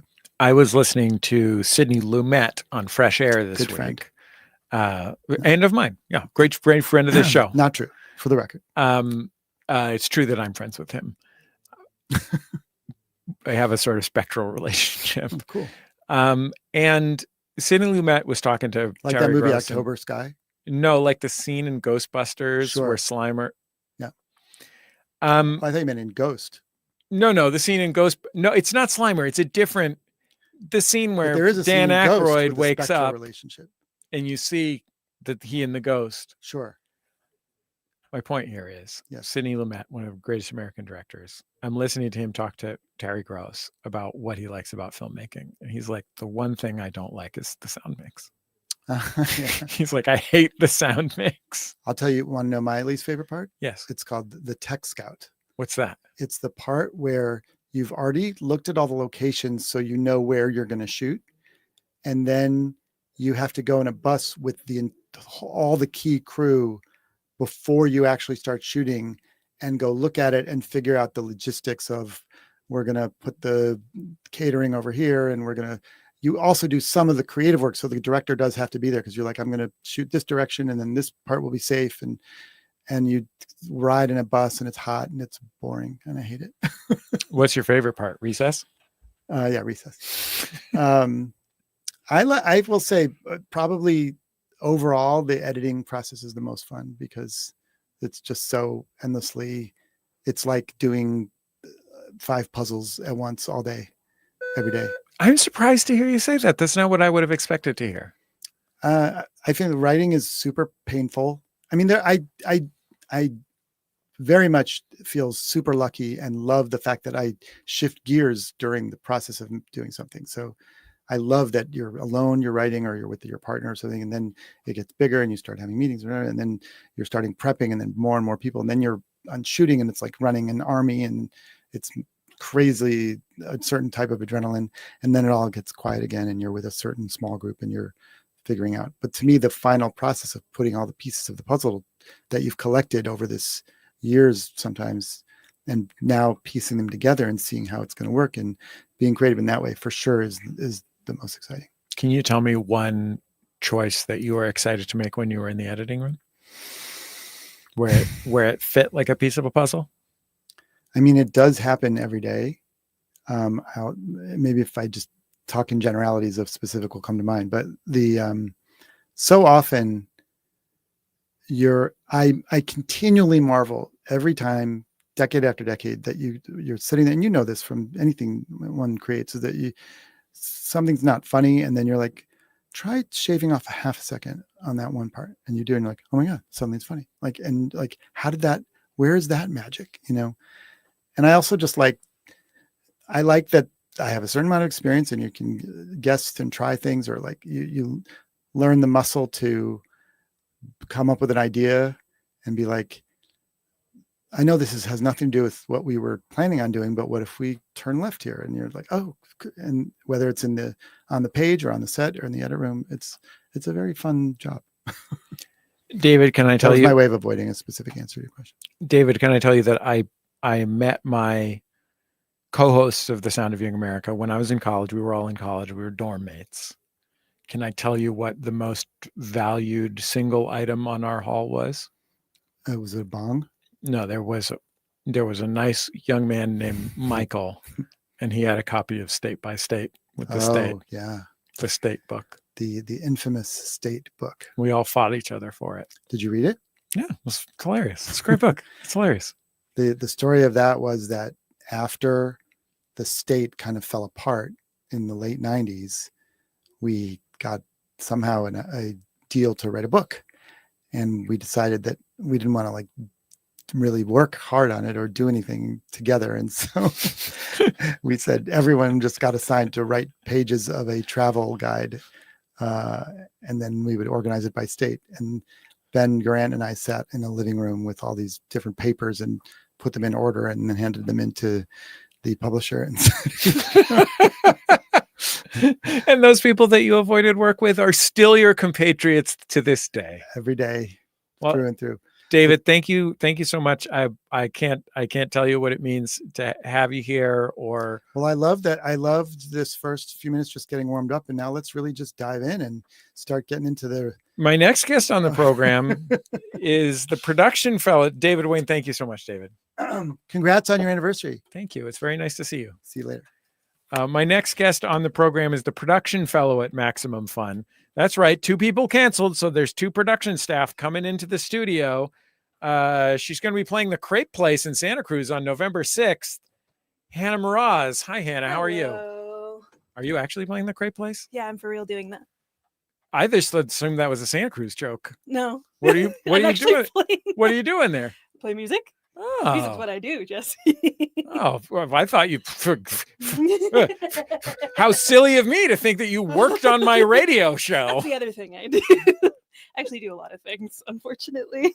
I don't have enough arms to do that many things. Well, I don't care about your music career, Hannah. Okay. We're here to talk about your work on Bullseye with Jesse Thorn. This is my night. Absolutely. I'm the princess. I just came here to ruin it a little. I just want to say, Hannah. Can I look directly into that thing? Yeah, let's address our camera All here. right. Yeah, I just want people who don't know this already to know that for a crepe place, the crepe place is a very serious music venue.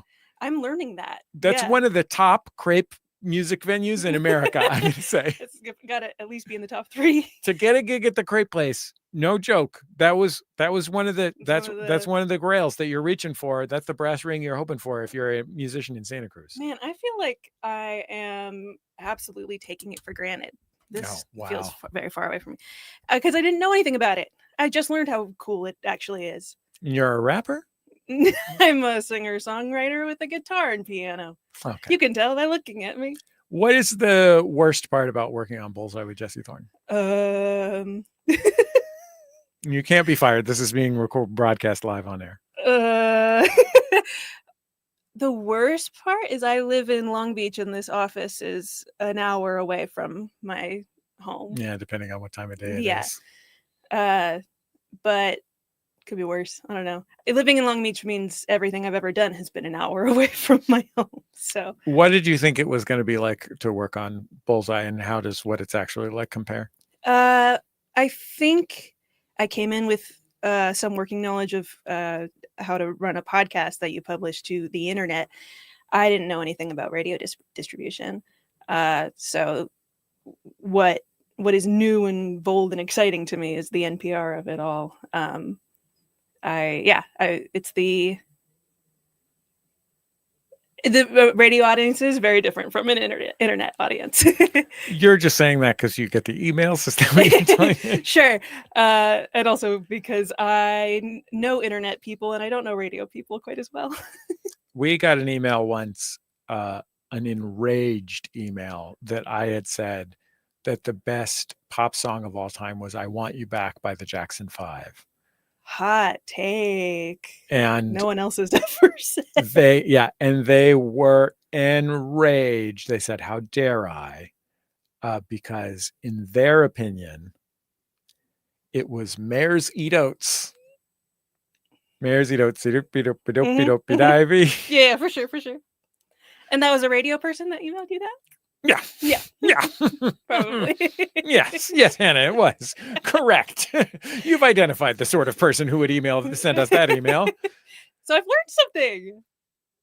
What's Kevin's worst quality? Oh no. Kevin, no. Kevin, I'm trapped in the box and he said be mean. Kevin. I'm not nice enough to publicists. Kevin does get really mad at publicists. He's just like huffy. Kevin gets huffy with them. Kevin has boundaries. Kevin exercises boundaries with publicists. Do you feel like you could grow up to be the kind of person who can smile at publicists no matter what they're saying? No. I don't know that I have grown up to be the type of person to smile at anyone no matter what they're saying. That's the essential quality that led me to be able to book Bullseye for the many years that I was the only person working on it. It's really profitable to be able to do that, and I am learning. Here at Bullseye, they teach you to smile no matter what anybody else is saying. Yeah, that's right. Hey, if you're out there, just remember, we say women should smile more. Smile more, always, no matter what. What is a skill that you think you've learned working on the show? A concrete skill? Oh God, time management. 110%. That's something I'm actively learning. How did you have to learn it? I've been working. I think before this, I'd been working freelance for so long that it was fine that everything lives in my head, and I make up my day, and that's how it goes, and that's one way to live professionally.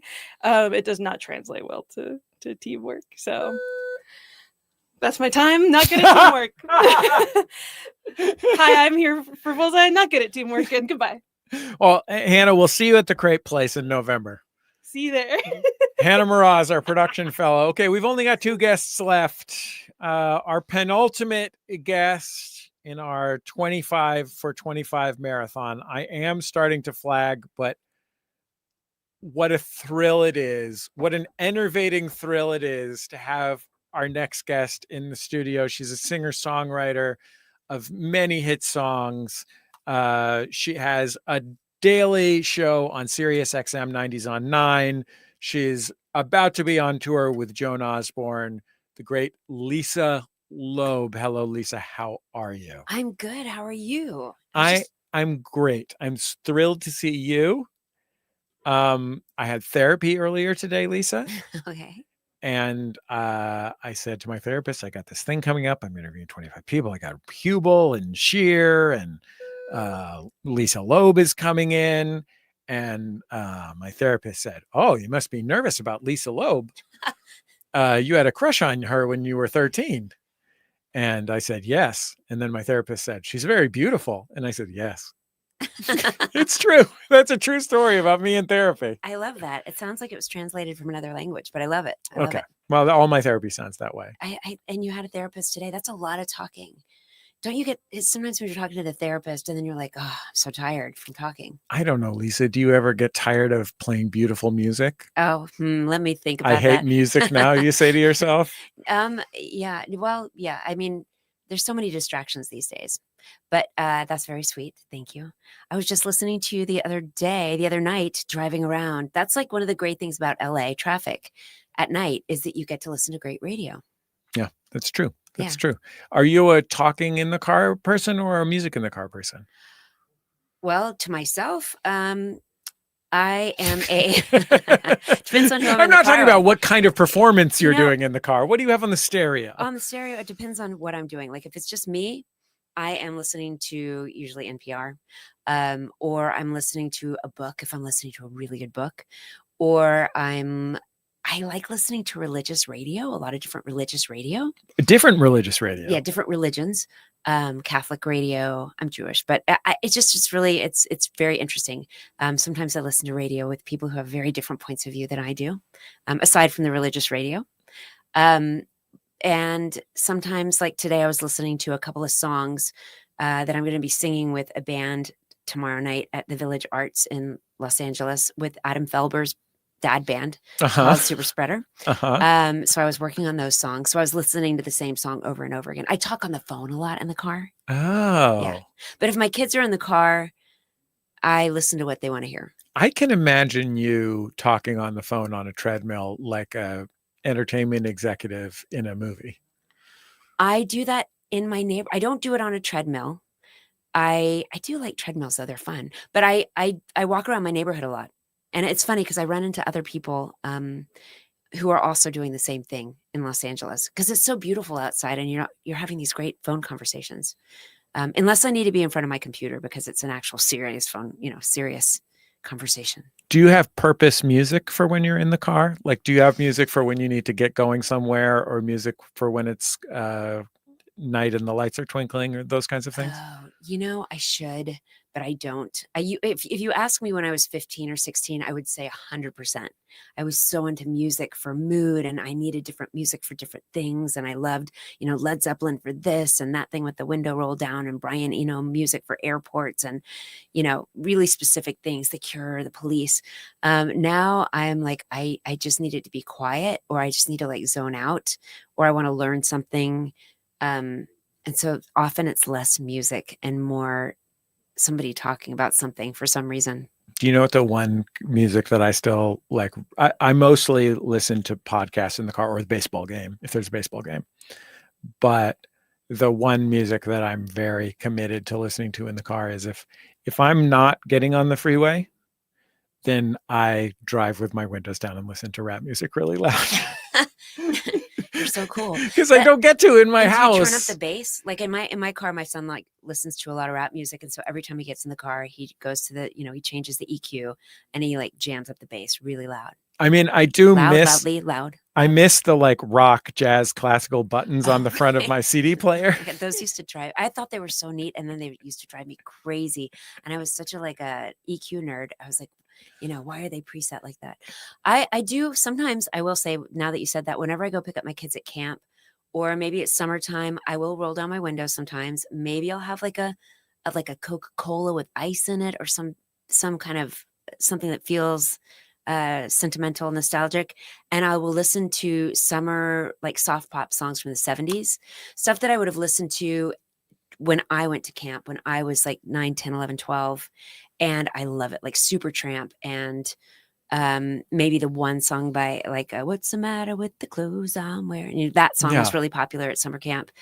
Songs from Urban Cowboy, but very like 70s summer songs. It really makes me happy. My friend Jonathan Colton made an album called, and he's a singer-songwriter himself, writes beautiful songs, but he just decided, I am making an album. He called it Some Guys, that was his covers of FM light rock from the 70s. And the art project of it was, he said, I did not want to interpret these songs. I wanted to record these songs.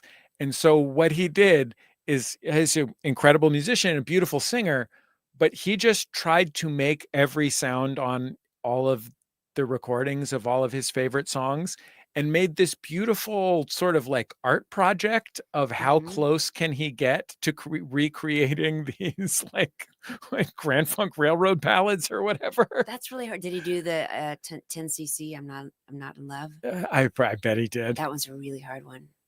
I gotta listen to that. My friend Chad Fisher has a band, and he did a number of the songs from the 70s as well. They are interpreted. They have some interpretations, so they're not just like the real ones, but it's not like crazy out there interpretations. But that's like so brilliant. You can learn so much from doing something like that too. What is the sound that you're most jealous of? The sound, like on another musician's recording. What is the thing? So many good things. I mean, the guitar tone on like a Kinks record or Led Zeppelin record, or the wah wah wah wah wah on the David Bowie Space Oddity. There's just so many things to be jealous of. Oh my gosh, the bass sound in Tell Me Something Good. God damn it. Yeah. I'm insane about what about you? Yeah. The intro of Love and Happiness by Al Green, that chunk, chunk, chunk, chunk, just that sound. So good. That whatever it is, that kick drum or whatever it is that brings it in. Lisa Loeb, first of all, I appreciate you coming to stop by. I'm always thrilled to see you. Second of all, thank you for matching your water bottle to your sweatshirt. You're welcome. That's really a coincidence. Not at all. You did it on purpose. Thank you, Lisa. It's You're very welcome. nice to see you. Lisa Loeb, what a legend. A legend both to me and to my therapist. You're done, Lisa. You're done. We only had 5 minutes. Thank you. We did 7. Oh my gosh. I was enthralled. Enthralled by the magic of it all. The magic of it all. The magic of the Can we great do a selfie like Lisa this? Loeb. Yes. Okay. Mm.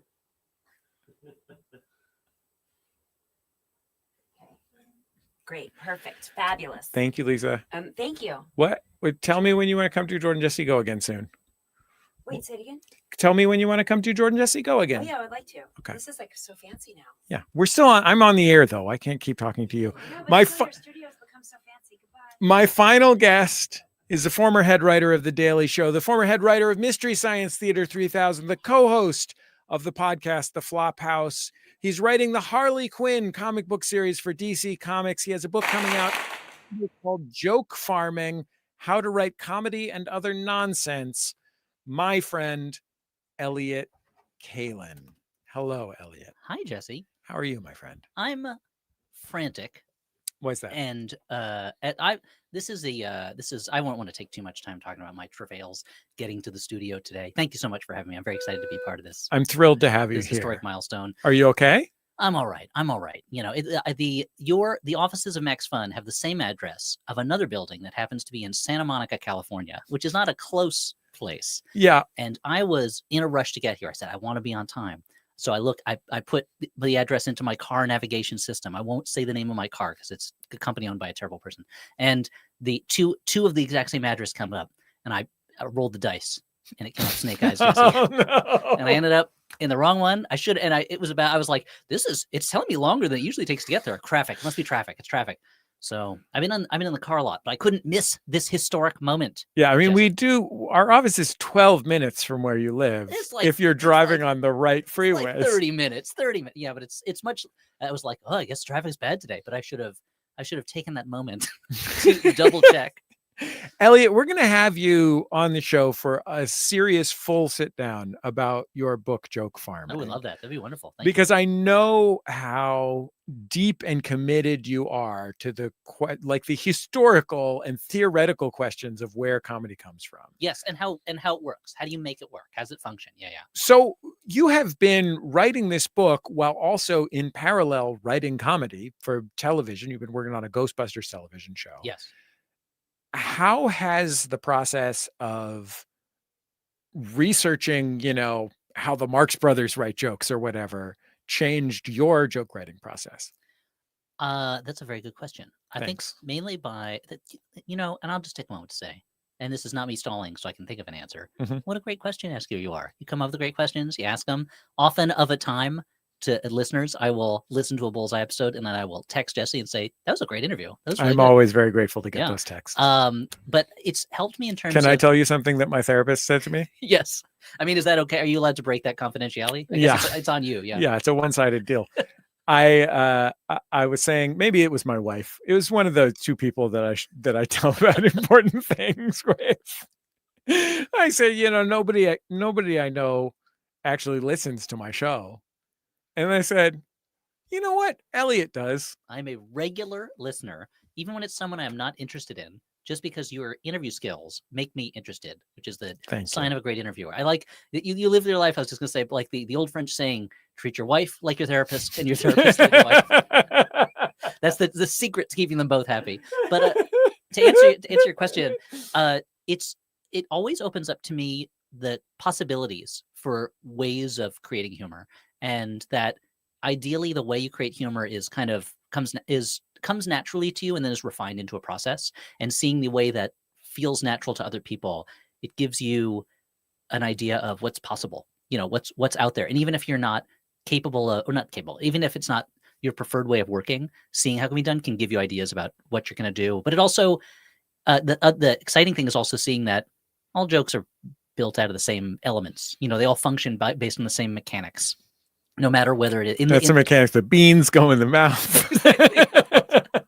Then there's a gastric process that produces the gas. Yeah. In the book, I have examples from current stand-up comics. I have an example from Tristram Shandy, which is this 18th century novel. A bunch of examples from the Marx Brothers because they're the funniest people who ever lived. There was at one point I was like, I'm gonna have such a wide variety of examples in this book. I'm not gonna have two examples from the same source, and that fell out the wayside because I was like, these Marx Brothers, like they're so funny. I could do so much. There's so many jokes they have that I like. Or I talk a little bit about Marcel Duchamp, who I think was one of the great art jokesters. That there's just so many within comedy is a lot of different things. Comedy is not necessarily just jokes, but even with the world of jokes, there's so many different forms that it can take and so many different ways to use those same elements. And so I was very inspired writing it, and I hope you are too, listeners. You read it? What is a way of working, a way of creating comedy that you learned about that was surprising to you?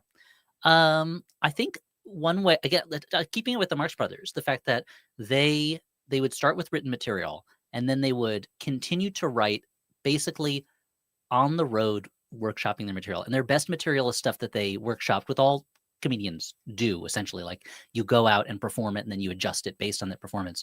But how much they really put stock, not in we're geniuses, we're so funny, we know what's funny, but in the audience did not laugh this time, throw it away. And Groucho Marx said at some point, he goes, well, the audience helps, they write the material too, because they tell us what to keep in the act and what not to keep in the act. And I feel like there's such there's such a emphasis in modern stand-up at the very least with like, You got to tell your truth. And if it makes someone uncomfortable, you're doing your job, because that's what comedy is about, making people feel uncomfortable. And it's like, well, not really. It's about making people laugh and hopefully they enjoy themselves. Maybe they think a little bit, and there was something almost weirdly comforting in hearing, reading about people that I consider some of the greatest comedic artists ever, that they were very willing to say, and Stephen Wright talks about the same thing. If the audience doesn't laugh, even if I like the joke, I have to get rid of it. Just the freedom that they felt to listen backwards and to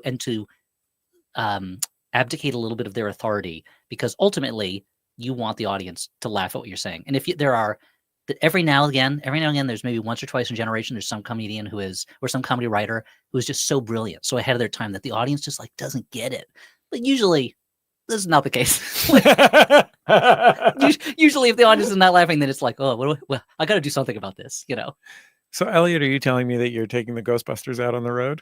Yep, that's what we're going to do. It's called Bustin' Across America. We're going to hit 50 cities in 50 days. I am so impressed by your 25 conversations for 25 years, or I don't remember how you're branding it. Yeah, 25 for 25. 25 for 25. That we gotta double it, because 25 years is an amazing amount of time to be doing anything, let alone a radio show. It's almost distressing to me. If you look at World War II, your show has lasted more than 4 times as long as that, the most titanic, violent conflict in the history of the world. And yet, if you put a timeline of your show and World War II next to it, you'd be like, well, this war wasn't that long.